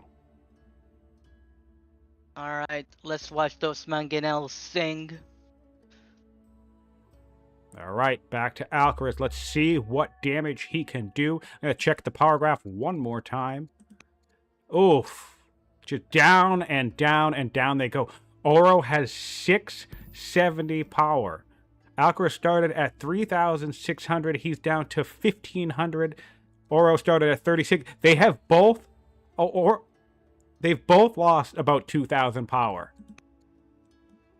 Yeah. Wild. Yeah, what a very fight. Brutal. Brutal fight. There is literally, in this region, there was only one... Oh, no, there's another pike up here. There are 2 non-siege units in this entire region for Alcaraz. Anything else is quite a ways away. We got a pike back here. He can reach because... Holy shit. Oh, it's the... it's the anchor. It's the anchors in the ocean. I was like, why can't this pike get all the way to the front line? All right, so that's some solid reinforcing potential. Let's see this ballista in the back line. Yeah, all right, so... There is a problem with the point calculations that you did. You forgot about Circus Maximus and the Acropolis, 4 years and 5 years respectively. No, I counted both of those. You count both those? The one that I years. missed was Colossus. But yeah, so he's going to win in years. 9 turns. He's winning once he takes Petra. And no, sorry, he's winning once Carthago hits Legendary 2. Oh my. Wow, that's funny. That is horrifying. Legendary All right. 2. Here comes the pikemen that one of them just spawned. Or sooner, by the way. He could win before 10 turns. It could be more like 7 or 8. I just know that That's not 17 points or 18 points are coming in at least 10 turns. All right. where elephant gets force marched. All right, stompy, stompy. And there goes the new siege line. Fire away, bombs away. Right, that's a 2-kill instantly. The rush. I like how Alcaraz presses those buttons really fast. Yeah.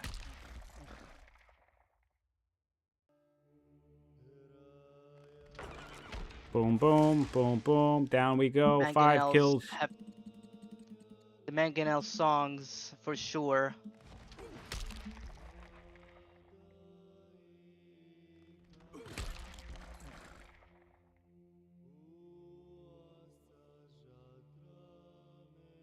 Petra could be a delayed capture. That could certainly be one. Although I don't think there's a route there now with this if this pike stays in the location. I don't think a horse will be able to get into Petra, and certainly not while this pike is in the location as well. So I think now that's actually beautifully tactically positioned. I don't think that was actually on purpose, or maybe it was. So now, I mean, look at this array of pikes. There is no way a horse is getting back there at this point, and there's not enough damage. I mean, we do have a couple more ballistas on the field, I suppose, but that's going to be tricky. That's going to be a tricky puzzle for Auro to solve if he wants to try and deny the point grab there, but I think he'll just be throwing units to the death. A very, very strong, stalwart defense from the Romans, but I think this is going to go to Carthage. Still, an incredible fight. Both players just whacking away at each other every turn. 9 kills on Alcaraz. Really put all of their effort into it. So if we do the math, the rough math, like literally just quick eye glance math on this, we could say that in this session alone, our players have probably killed something like 30 or 40 units of each other's in this one session. Right. Because they've each had kills. They've each had turns of about 10 kills. Alcaraz had one turn of about 17 kills at one point. So yeah, you add that all together, and yeah, we're looking at 30 or 40 kills apiece for each player. That's insane, man. That is some fighting.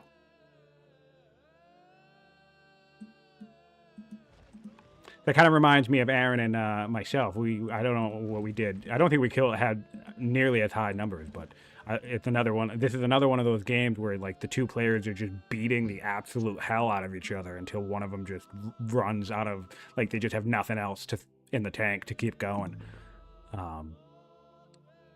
35 orders left. Always an exciting conclusion. For Alcaraz. Barding a 2 turns for Alcaraz. Rushing anything. He's just moving units to the front now.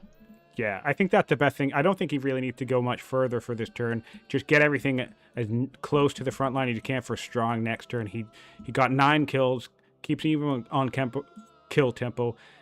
He gets his pike line set up. He pushes his opponent further away, further secures Petra. I mean, that's a strong round for Alcaraz. Very tactical, efficient round. There is no way for Auro to win at the moment, seeing that Alcaraz production is just much higher. Yeah. It's as if Alcaraz is playing Rome with that 2+ training. Well, not only that, it's not even just the production; it's the resources, right? Because what Auro has faced in his nation is that he's broke. Like, he has solid economy, but he has no stockpiles. He's making a 100 of each thing per turn, so that basically translates to 1, maybe 2 units a turn, right? With no money. Alcaraz, on the other hand, has massive stockpiles, and he's making over 200 per turn of certain resources. Right. And he has Orthodoxy to rush. He has Holy War, not Holy War. He does have Holy War to rush, and he has a Zealot to rush. So, yeah, he's going to get outproduced hardcore. I feel like if that Zealot for Auro lived, it would have been a completely different game here. It's kind of unfortunate that he lost that Zealot right then and there with the Ides of March. Such an unfortunate moment. Because the Yeah, only way to there is deal with a no zealot path in this meta currently. is a zealot. I like the thinking from chat though for Fluffy. Fluffy's trying to game out the way that the He Auro could get in can. here, but his best path would be maybe if you could get something along the north and push a pike out of the way and route No. in. But From the south, he can actually push a horseman. There's a space. He just needs to push that Mangonel with the war elephant out of the fort. but he can't get past the pikes. There's three. There's an ocean. There's an ocean from an open tile on the south side next to the Droman that he can go through. No? No, Oh, that Droman the blocks the way. boats, the That boats, Droman. the ships. Yes. Yeah, Alcaras has complete zone of control dominance at the moment, which is super Did he exciting do to it see. on So purpose? I'm glad we're thinking and processing it as viewers, because it gives us an opportunity to spot those things and point it out, like the cool micro elements of the tactics that are happening right now. But yeah, there's just Alcaras has just locked this battlefield down. I wonder if Alcaraz did it on purpose or if it's just. I was wondering that too with the pike movement. At first I was like, oh, maybe not, but actually no. Who knows? Maybe he did. Maybe he did position him that way just to create that perfect overlap.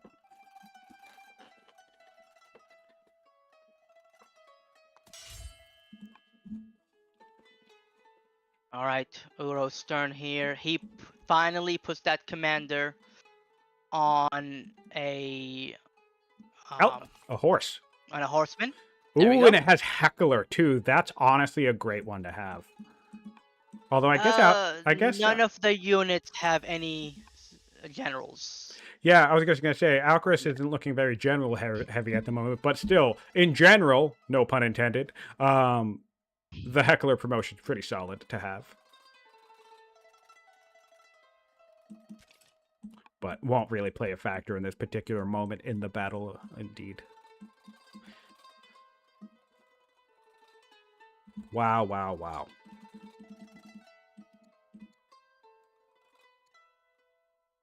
Crazy, crazy battle.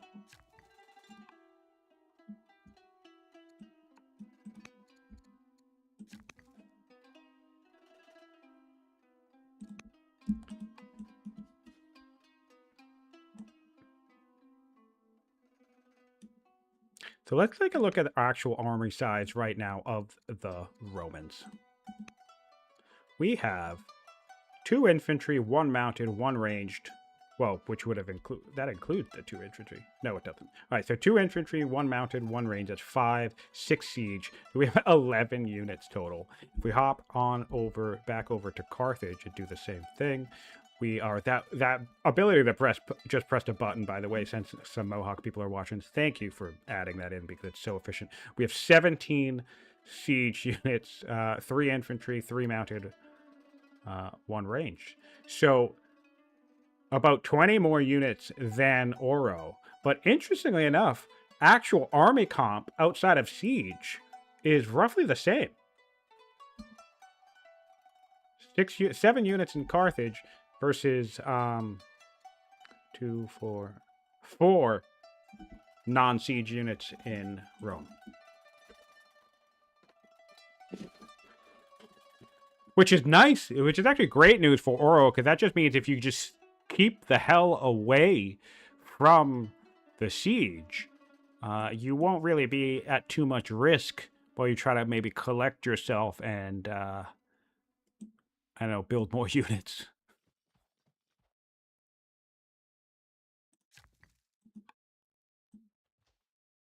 All right, we get... Settler moved forward, question mark?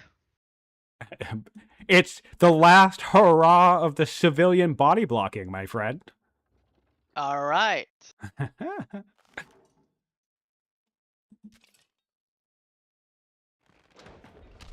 buying a onager.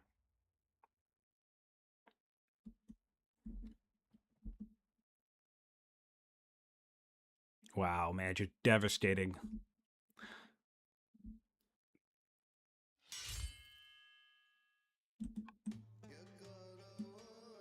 General on a ballista down south.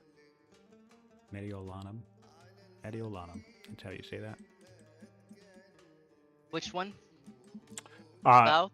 down south, Mediolanum. Mediolanum. There's a Yeah. a zealot on a ballista now. Okay, that zealot will do a lot. Well, I'm not sure if it's a lot. Why? Word, Why but does what keeps happening? what?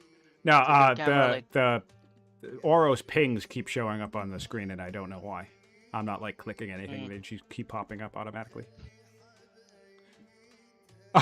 Yes, Fluffy, and plus the 13 Romans. Yes, yes, indeed. Which, I mean, honestly, with this battlefield play a factor because there's lots of opportunities. Not only the zone of not the zone of control, not the anchor, obviously. That's the obvious part. But there actually is lots of ample opportunity to do very decent damage to the units on shore. This is only doing 3 damage to this guy, but there was like a mangonel or something down here that one of these dromons did like 7 damage to. So it's pretty impressive damage.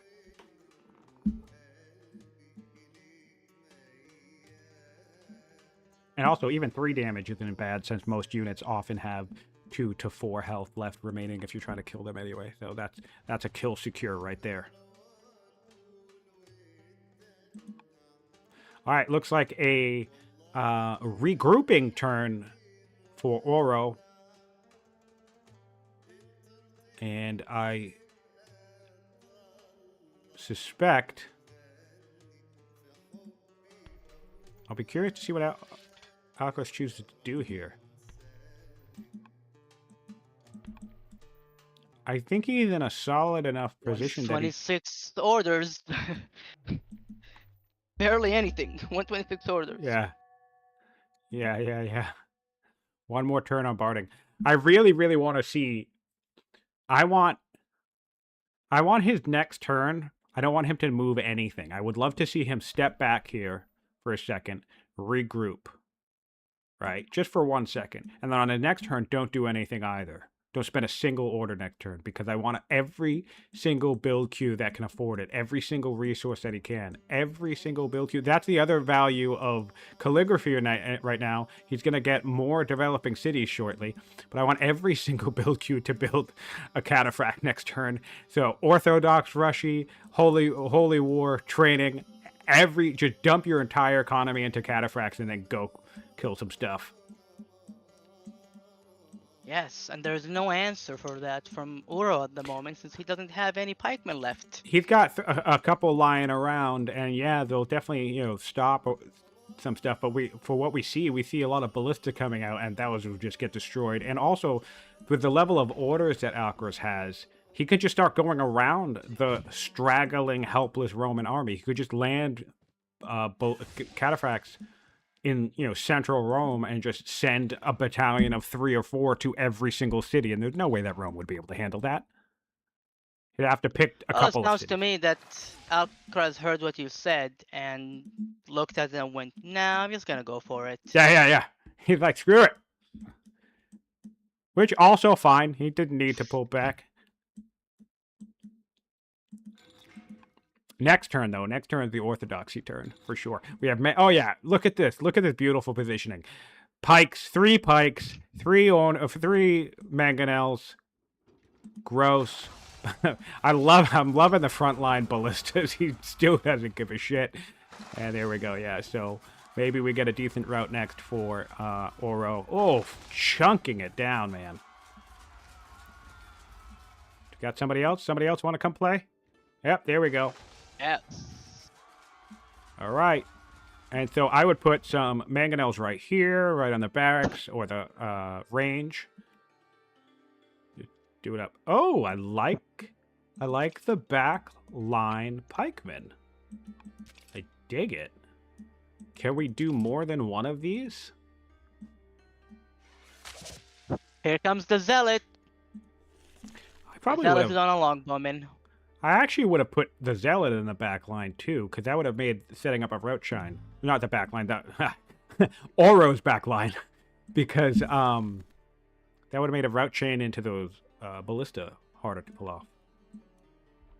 Alcaraz is saying, "Come at me." Come at me. And I'm unsure if. Oh, look, he's blocking the way with the ships Yep. to make sure nothing can flank. Yep. Come at me, bro. He's gonna need to pull up another one. He's gonna need to pull up another one down here. To get the full blockade. He has it. No, he doesn't. He needs to move. The southern part of the coast is still open Yes, for... yes. No, he has the ships to be No, he able has to the ship. He just needs to move it. close it. Or he could just civilian body block along the coast and say, fuck it. I'm sure. Does he need to fully block it with units, or can he have the zone of control block it? Is the question. Because if he leaves a space between them, that would be the zone of control needed to cover it. No.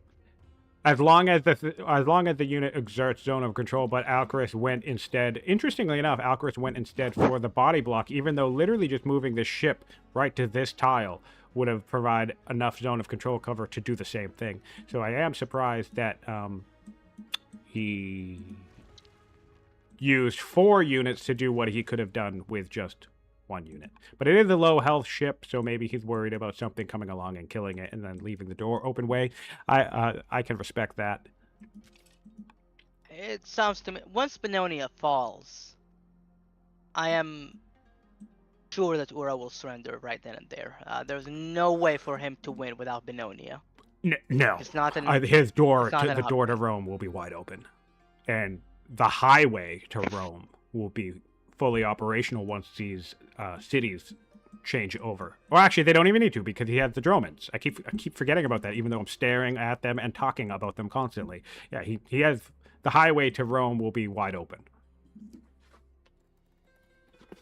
Because that's one of the things that's making Auro so competitive in these last few rounds of having good rounds is the tight quarters and the ability to put Alcaras in a kill box. Once Alcaras can just expand and go in any direction he wants, he has the order.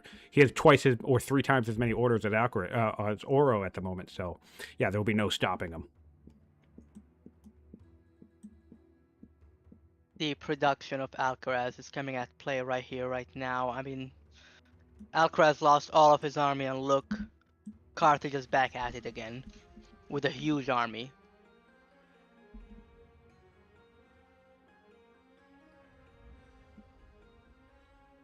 Chris is we have a question here from Bunny. Chris is building a 6th Yeah. turn university. Sorry,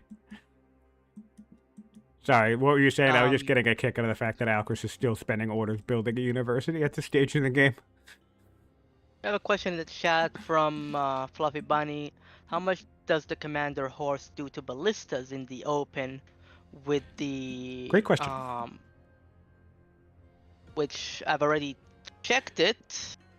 If with the flank bonus, 16. Yeah. Without it, and 10. 11 and 10. Yeah. Yep. Great question, though, and that's a good eye on that. Definitely can do some decent damage here. Especially, in fact, there is, theoretically, I don't think he has the logistics to pull this off, but Auro theoretically does have a straight line all the way to the back of this. Dude, if you had enough power and strength, this actually does map out. Alcaraz left a wide hole here. If we had cataphracts or something fun, from the first ballista right next to Bennonia to the Mangonel all the way back at the wounded ship at Petra is a clear, straight, routable line. Wouldn't that be the most insane thing to see one day in a game like that? Somebody pull something like that off, but unfortunately, Auro wouldn't have the firepower to do it.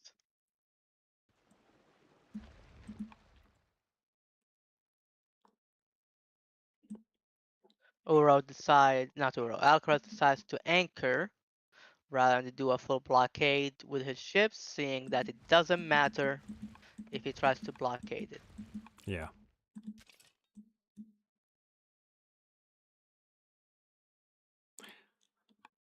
I am surprised a little that he didn't try to make a bigger pikeman wall up of these ballista, but I guess it doesn't really matter.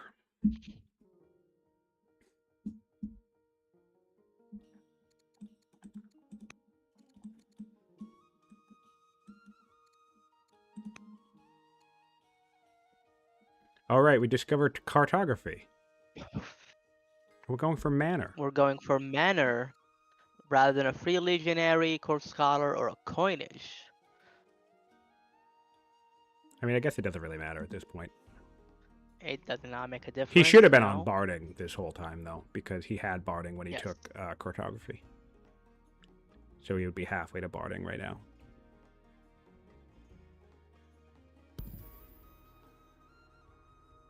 Maybe he's thinking about... We could probably see a steel research here.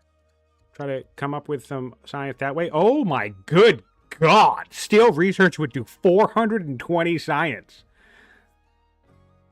Wow. That's over 100 science per turn increase.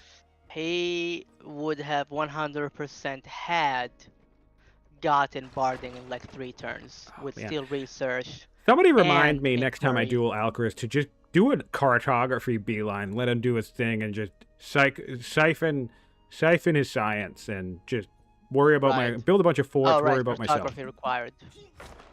Alright, looks like we have the flank opportunity here. Incoming. That's the route. Here comes the commander. Charge! Right. And he kind of blocked himself in the way. He needs 11 damage. I'm sorry, 9 damage. Yep. He's got it with a pike.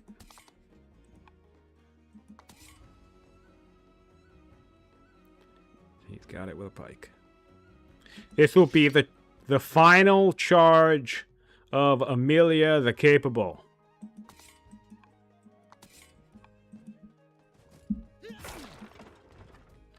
I hope she gets the Valiant before she dies, because that would be so fitting. I don't think she's going to get another kill, though. My favorite thing against my game, in my game against, what the hell was it? Oh, Marauder. With that, the turn that I won when he surrendered was the exact same turn that my ruler got the victorious cognomen. It was awesome. Oh, It was so awesome. It was so satisfying. All right, we have a surrender. The final charge of the Romans. Good game. We did it. Wow. The fires of the Carthaginian siege engine burn brightly across the isthmus of Petra and Bononia. Skulls adorn the open plains. Ruthless combat for several years see the end of Rome at last. Let's get our players in for a post-game chat. I'm going to hop down to Hanging Gardens, buddy. alright, let's hang out. Let's go hang out.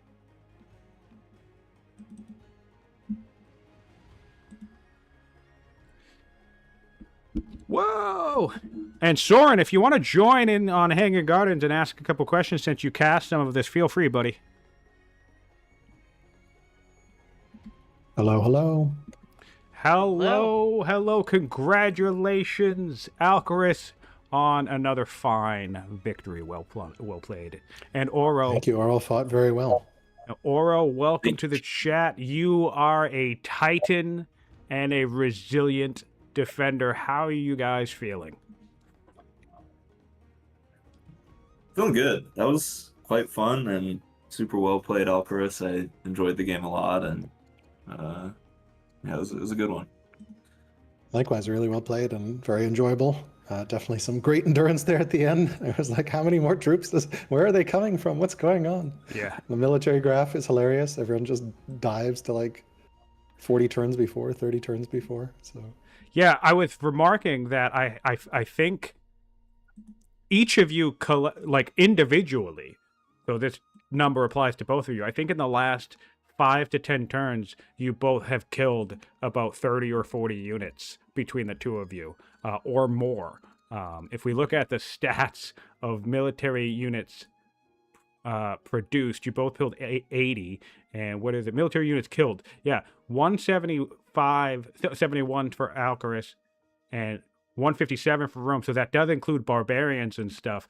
But I feel like each of you were getting like turns where you were killing like 8 to 10 units a piece every turn.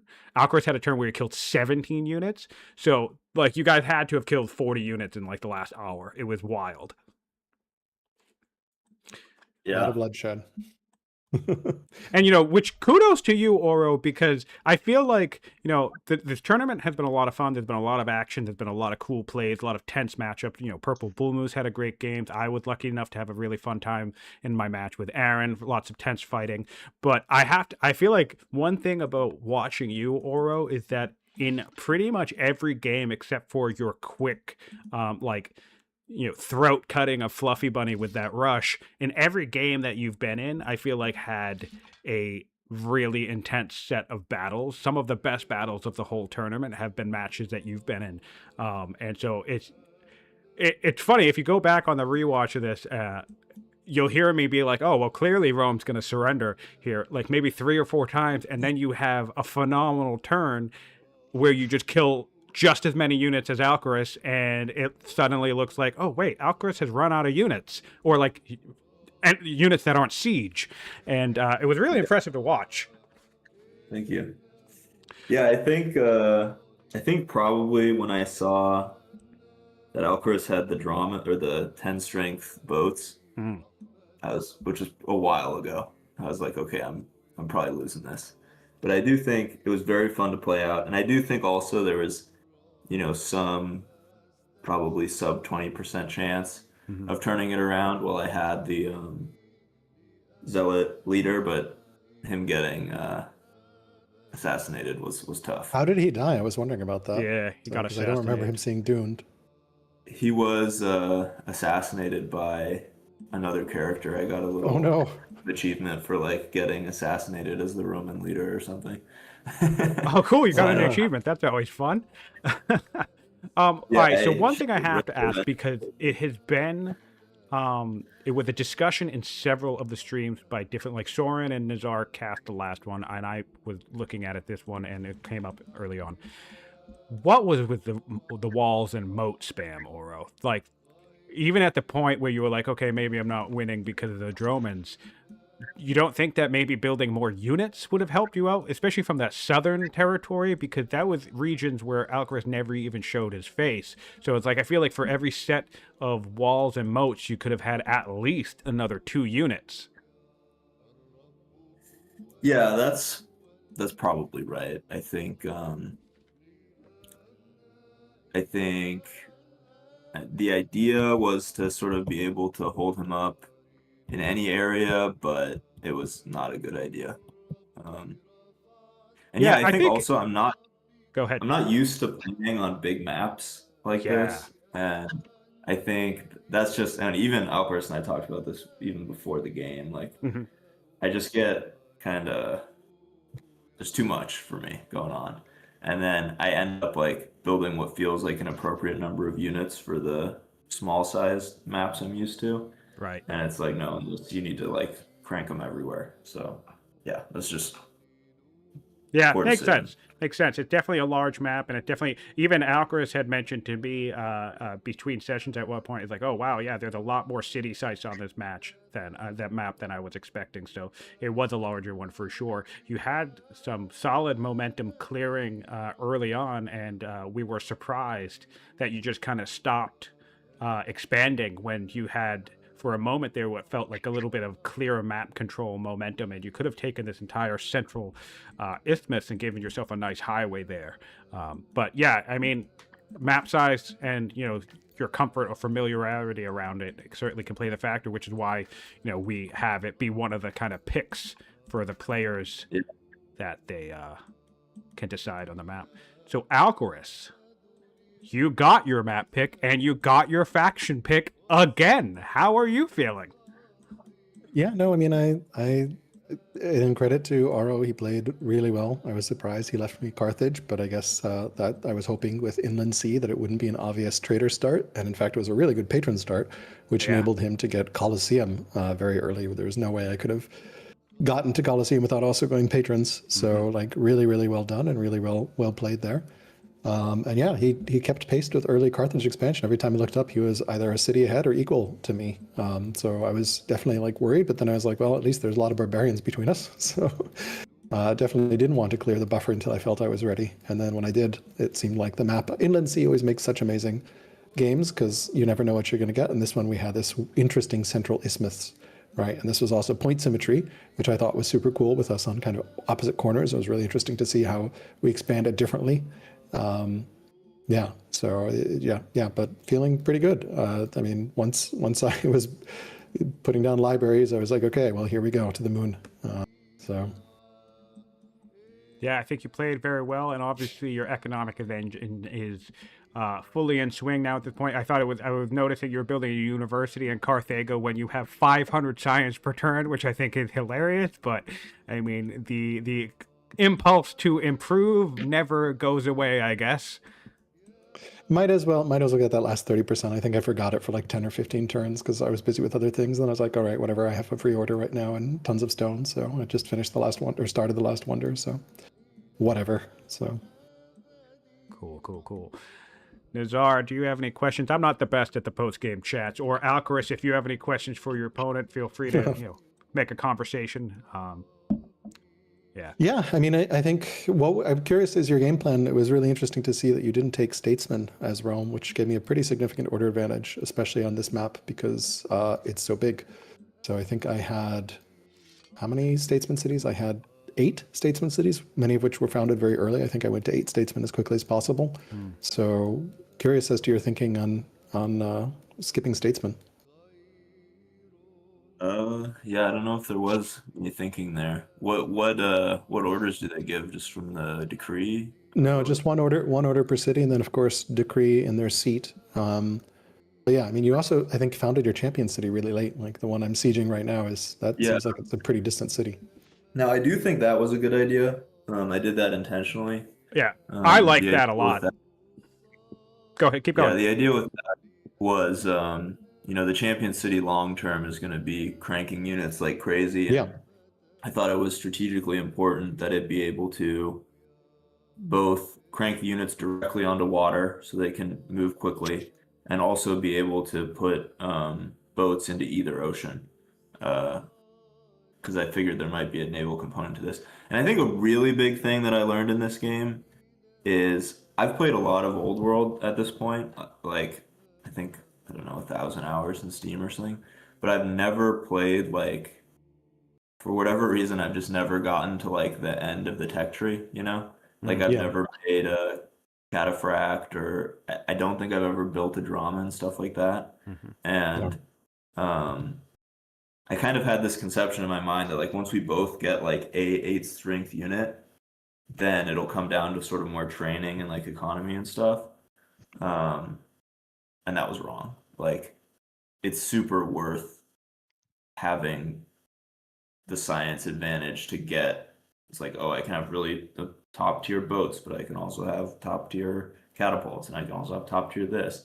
Whereas if like your opponent, like me, has the unique unit and pikes, that's not gonna cut it, Yeah, no, I mean, obviously more 8 strength unit diversity is good. I think one thing that, like, I'm curious because I felt like you didn't have very many ranged units, and especially when we were fighting in the Isthmus, which is really tight, right? Like, and I had sea control and was trying to block all your sea movement in as much as possible with my boats. Yeah, without ranged, it really felt like sometimes your attacks, they were very good, but sometimes they stalled out. I think honestly my biggest mistake here was not having, which is always my mistake when I play on big maps, is like not having any tech discipline. And just like, even though before this game I was like, I have to have tech discipline, and then I just didn't do it. Like I needed to beeline towards science related technology, which I didn't do. Yeah, I think it's interesting too because your assessment is kind of like at least half right, or I would even say mostly correct, because depending, and like you said, it can be in dueling anyway, it could be map size dependent, where yeah, it can come down to 7 laws, 8 strength unit, and maybe like a support unit like onagers or ballistas or whatever, 60 to 80 turns, 90 turns max, and that's what you're winning with. But then what's tricky is that if that's what you're playing for, because this is pretty much a similar thing that happened to me in my game with Alcaras, and he won that one. I didn't even have the fortitude to play the extra 4 hours and get to the type of position you were in, because I just saw the writing on the wall much earlier. But it's the type of thing where it's like, if you're playing that 70 turn game or 80 turn game, but the game's going to be a 120 turn game and your opponent is playing a 120 turn game, well, then that you're going to find yourself in a very shitty, tricky spot where, yeah, like you said, they're going to start having upgraded mangonels and boats, and you're sitting around doing the 8 strength unit thing with very little else to support it. So I think in some situations it's the right play and it can work, and you can pressure your opponent and win relatively early. But it's kind of like it's in its own way, it's a gambit. Whereas if you aren't matching your opponent or forcing them to start fighting you and ditch their economic game while you're making that push, well, then, yeah, you're going to end up fighting an opponent who has 400 science per turn to your very reasonable 200 science per turn. Like, 200 is not a bad number, and I think it is a game-winning number, but it's only a game-winning number if you actually try to attempt to win the game, or are in a position where you can, due to map size or whatever, to win the game. So it's a tricky needle to thread. I feel like you poked at one point, Auro, with your triremes, and you sort of anchored outside Salday, but when both of us had settled the middle, and I think I put my zealot on longbow and shot at your boat or something and did absurd amounts of damage and set up some onagers, and then you retreated. I don't know if you saw the Dromons being rushed out the next turn. Like, the tech timing was really perfect for me, because I was worried about a Kothon fueled push, because I was like, I need sea control and you have Kothon, and that's a huge problem. But fortunately you gave me just enough time to get to Dromons and be able to rush them out with Orthodoxy the next turn, and then suddenly have 5 Dromons to like your Kothon triremes, and I was like, okay. Whew. But yeah, it was definitely scary there. Yeah, so I'm curious, for technology, like, did you sort of rush scholarship or No. any particular Yeah, I mean, no, I mean, I kind of did my usual thing where I'm trying to get machinery early, so that I like machinery a lot, because onagers are very hard to attack into, and I'm the sort of player who would like to buy myself time, and onagers let me buy time with critical mass. Like, it's hard to attack into them. And then from there, obviously getting machinery for mills and really blowing up the economy and going wild. I don't think I've ever built as many lumber mills in a game as I have in this game, because I was like, I'm going to need more wood than necessary, just because I'm going to need ships. But yeah, no, tech-wise, it was what I would consider my usual path. Siege, I think, is definitely really strong right now. Ballista, obviously, I think it's good that they're getting tuned down to 6, because they're oppressive at the moment. Yeah, so for a comparison, actually, here, Alcaras' 2 big first early science techs were hydraulics on turn 57 and land consolidation with turn 60 something. I forget, because I was just looking at his page, like 62 or whatever. Can you see what turn I got hydraulics, out of curiosity? Yeah, and it should be on your tech tree. Oh yeah, it's right there. Yeah, and then Auro got hydraulics on turn 82 and land consolidation on turn 92. So that's a 40 turn difference in terms of scientific investment from those 2 very early science techs that are easily grabbed. And of course, Alcaras did eventually get scholarship, and Auro was never able to acquire it by the time the fighting broke out. So yeah, I think getting that early science is important. Yeah, I thought there were a sufficient number of groves on the map to justify the early land consolidation. Yes, so that's what I was honestly curious about for Auro. Why did you not go for land growth, seeing the amount of land consolidation, seeing that the amount of groves you have are really high, especially with Rome starting with Polis? It makes it really easy for you to get there. What was the line of thinking there? That would have been a good idea. My line of thinking is that I was going to rush hydraulics. Early game was my idea, and then in the end, I'm like, picking up random stuff like the portcullis. You got portcullis super early. Let's talk about that, because I remember you sending agents, and I'm like, what the hell? This is like a super early. I was worried. I was like, what's going on? I know. I don't even know. I think it was one of those situations where like the four techs presented to me all kind of are not what I want, and for some stupid reason I picked like the longest one. No, they were all 10. I actually remember your choice there. There were like 10 turns, and you had portcullis, architecture, monasticism were the 3, and then I think you had and coinage. You had all of those ones. They were all the same That's tech a cost. rough draw. And I remember not everybody agreed with me, but I actually liked the portcullis grab at the time where you grabbed it. I definitely agree. Maybe not the best early grab, but I thought it was neat. And another thing, in terms of trying to rush your opponent and not go out for a long game, one thing I found a little disappointing was you actually got spoked wheel relatively early for Rome. You had your champ seat on horses, and you were building chariots. I kind of was surprised that even if you didn't go rush Alcaras, I was really surprised you didn't consume most of the map with champions chariots coming out. And I really, really think you could have gotten as far as Sulci or maybe even Cartena before Alcaras, when I recalled watching that first session, before Alcaras even started clearing those sites himself. So you could have had a serious frontline border. That would have created way more pressure on Alcaras, where he couldn't have been as greedy because he'd have to worry about a Rome with a coastal highway that can launch units across the map. And Auro, I have to say, I actually love your position of Bononia, the champ seat. I think your thinking behind that was awesome. I think you did establish early seat control. You had strategic resources, your horses, your elephants, both in that city. And if you did expand across the whole isthmus, you would have had a perfect coastal highway directly to your opponent. So Bononia, perfect thinking, wonderful positioning. The execution and the game plan afterwards, probably not as much. And I would that's the big reason why I was surprised you didn't keep expanding, because Bononia was, even though it's clear across the map, I think you could have gotten your units almost directly to Cartena from Bononia with coastal movement, or certainly close enough, because Alcaras was basically doing the same thing, and you could have secured this whole position back on turn 40 something. Yeah, I do think that Alcaras got to 7 laws pretty quickly. He did.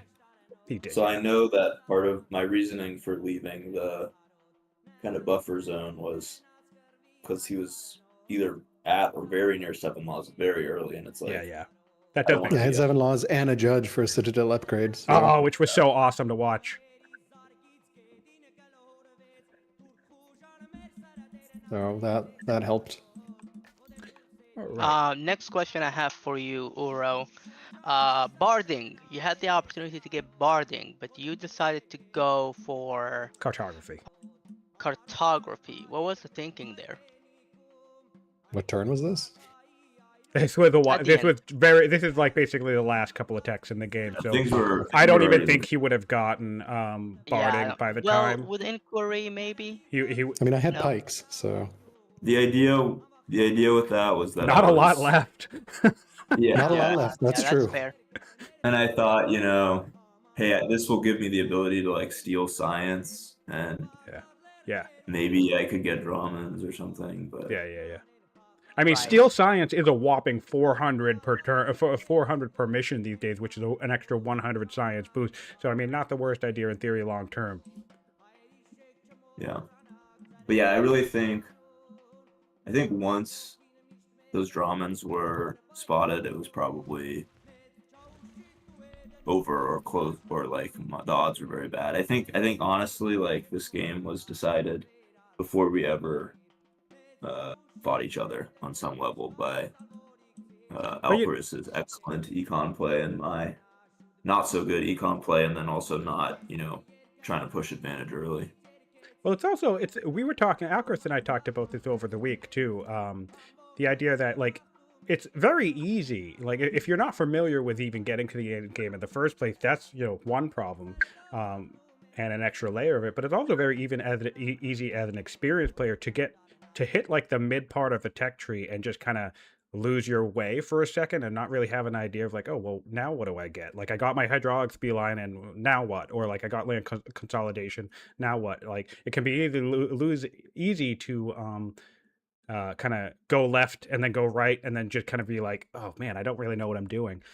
So definitely not, something that's uncommon to happen for players, and especially if you're not really used to getting to the tail end of the back tree, that can make it more likely that you kind of hit a moment of being like, oh, really, I'm not sure what I'm grabbing. But I think you played very well, and I'm glad you didn't surrender, unlike me, when you saw the writing on the wall, because this session alone is going to go down as one of my favorite sessions to watch. The battles were so awesome. So I mean, it's a catch-22. On the one hand, it's like, oh, well, this game's over. Maybe you want to surrender. Whatever. Keep the tournament moving, or keep the see the writing on the wall. But on the other hand, when you don't do that, oh, you get some cool ass fights. Yeah, I think at the end of the last session, I kind of knew it was probably over, and I felt a little bit. I don't remember what I said in the chat, but it's like I felt a little bad about delaying the tournament. But I was like, come on, it's gotta. You said you wanted one more session, which is fine, Yeah. and also Yeah. you were like, if you're not planning a big attack, and I was like, well, technically, I'm about to like I was planning to attack, but I was like, well, let's play another one, like, and honestly, I mean, the challenge is like I'm attacking on the fucking other side of the map, right? Like it is a long way. I don't have any developing cities that I can rush from that are proximate. I have sea movement, but even with sea movement, it takes like a full turn or more to get a unit across. I have to force march if I want something that's like being. I actually started with my far back cities, which were really good production. I was just like, it does not make sense to build out of them at this point. I'm just gonna rush economy my way because like it just takes too long to get anything across, even with coastal movement all the way. And I was really worried that like I was going to lose critical mass at the start, and then everything was kind of going to collapse a little bit, and then we'd have to like reset. Because you can snowball really bad, and your route chains are beautiful. Like I felt so bad for all the ballista that I lost. I was like, oh man, these horsemen are just murdering ballista. It's going to be worse after the patch too. I obviously didn't have enough pikes to protect them. I kept stealing your pikes though, which was good. So. Yeah, it was a lot of fun to watch. I think you play very well, Auro, and I very much look forward to seeing more games from you in the future. Sad to see you go. You went up. I said this before, but I believe it too. I think you had arguably the toughest bracket of the whole tournament. You went up against some of the best veterans in the game. You faced off of Klaus Koala himself before getting booted down here, who's the current finalist. And of course, against Alcaras, who is a strong opponent himself. And you played very well in your games, besting Mojo, besting Fluffy. And even, there once or twice, like you said at one point, it was like maybe a less than 20% chance. But a couple of times, even in this session, Nizar was saying, oh, maybe he had a shot to come back. And at first I was like, no way. There's no way. He can't do that. But then 3 turns went by of you killing stuff, and I'm like, oh, wait, actually, Alcaraz has... Like, there was a point where Alcaraz literally only had 3 pikemen in the field, and everything else was siege. So he had no actual viable military units in the region, apart from his siege engines, and I was just like, oh, whoa, maybe actually, if Auro can just keep doing this, maybe he will come back. So very, very entertaining to watch. And I understand that push and pull of being like, oh, I don't want to delay the tournament. And even last session, I caught the end of your games last week. I didn't watch all of them, but I was surprised. I was like, oh man, it looks like Auro is screwed here. But, it goes both ways. On the one hand, sure, viewers might think, oh man, what's the point? But on the other hand, God, if any of us get to this far and watch this session and tune in, they're treated to a real fantastic treat of some solid old world combat. So I appreciate you for putting on a great show throughout the tournament. You were also in the very first match that was ever cast and recorded in the entire tournament. So huge kudos. Won that one too, defeating Nindo. And you won that one, and which was the biggest, arguably one of the biggest upsets of the entire tournament. So yeah, it's been a thrill to watch you, and I'm so glad you joined in, and I hope you've had fun, man. Yeah, I think I've had a ton of fun, and you and Alcaras are the ones who set this up, is my understanding. Is that correct? Or Like Yeah, pretty much. mostly Alcaras. I'm the hype man. I'm the promoter. Alcaras is the leader. Scion I'm has the hype crafted man. like more than half the games, which is So, wild. yeah. So yeah, huge thanks to you guys for setting it up because it's been an absolute blast, and I know that I believe Soren commentated one of these games. He did. I He can't did. wait to watch. Last Huge, session. you know, Civ 4 fan is also pretty sweet. So Well, yeah, thank you guys. I hope you enjoy it. It's funny to listen. I got the privilege of watching him cast one of my games as well, and it's funny because he did it with Filthy Robot, and I've been critical of Filthy of being like, oh, he seems like he's a little harsh in his criticisms, right? And it was so funny.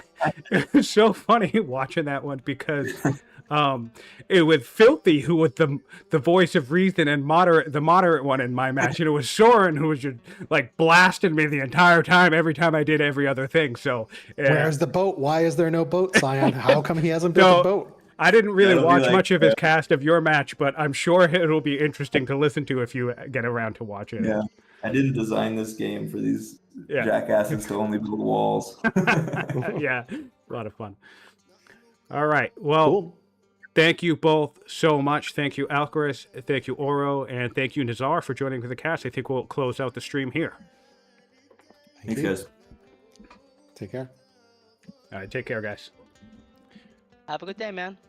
All right, good day, my friend. Thanks for casting with me, and I'm sure we'll team up again on the next one.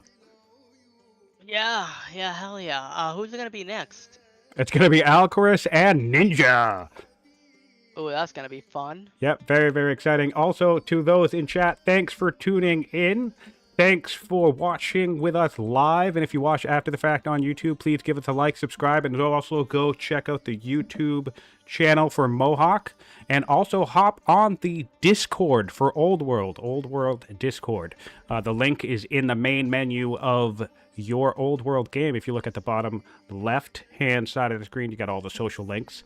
So yeah, we're going to say ta-ta for now, I guess. I've never said that before in my life, but it's just what came out at the moment. And Never say it again. Yep. Yep. See you guys next time. All right. Scientific out.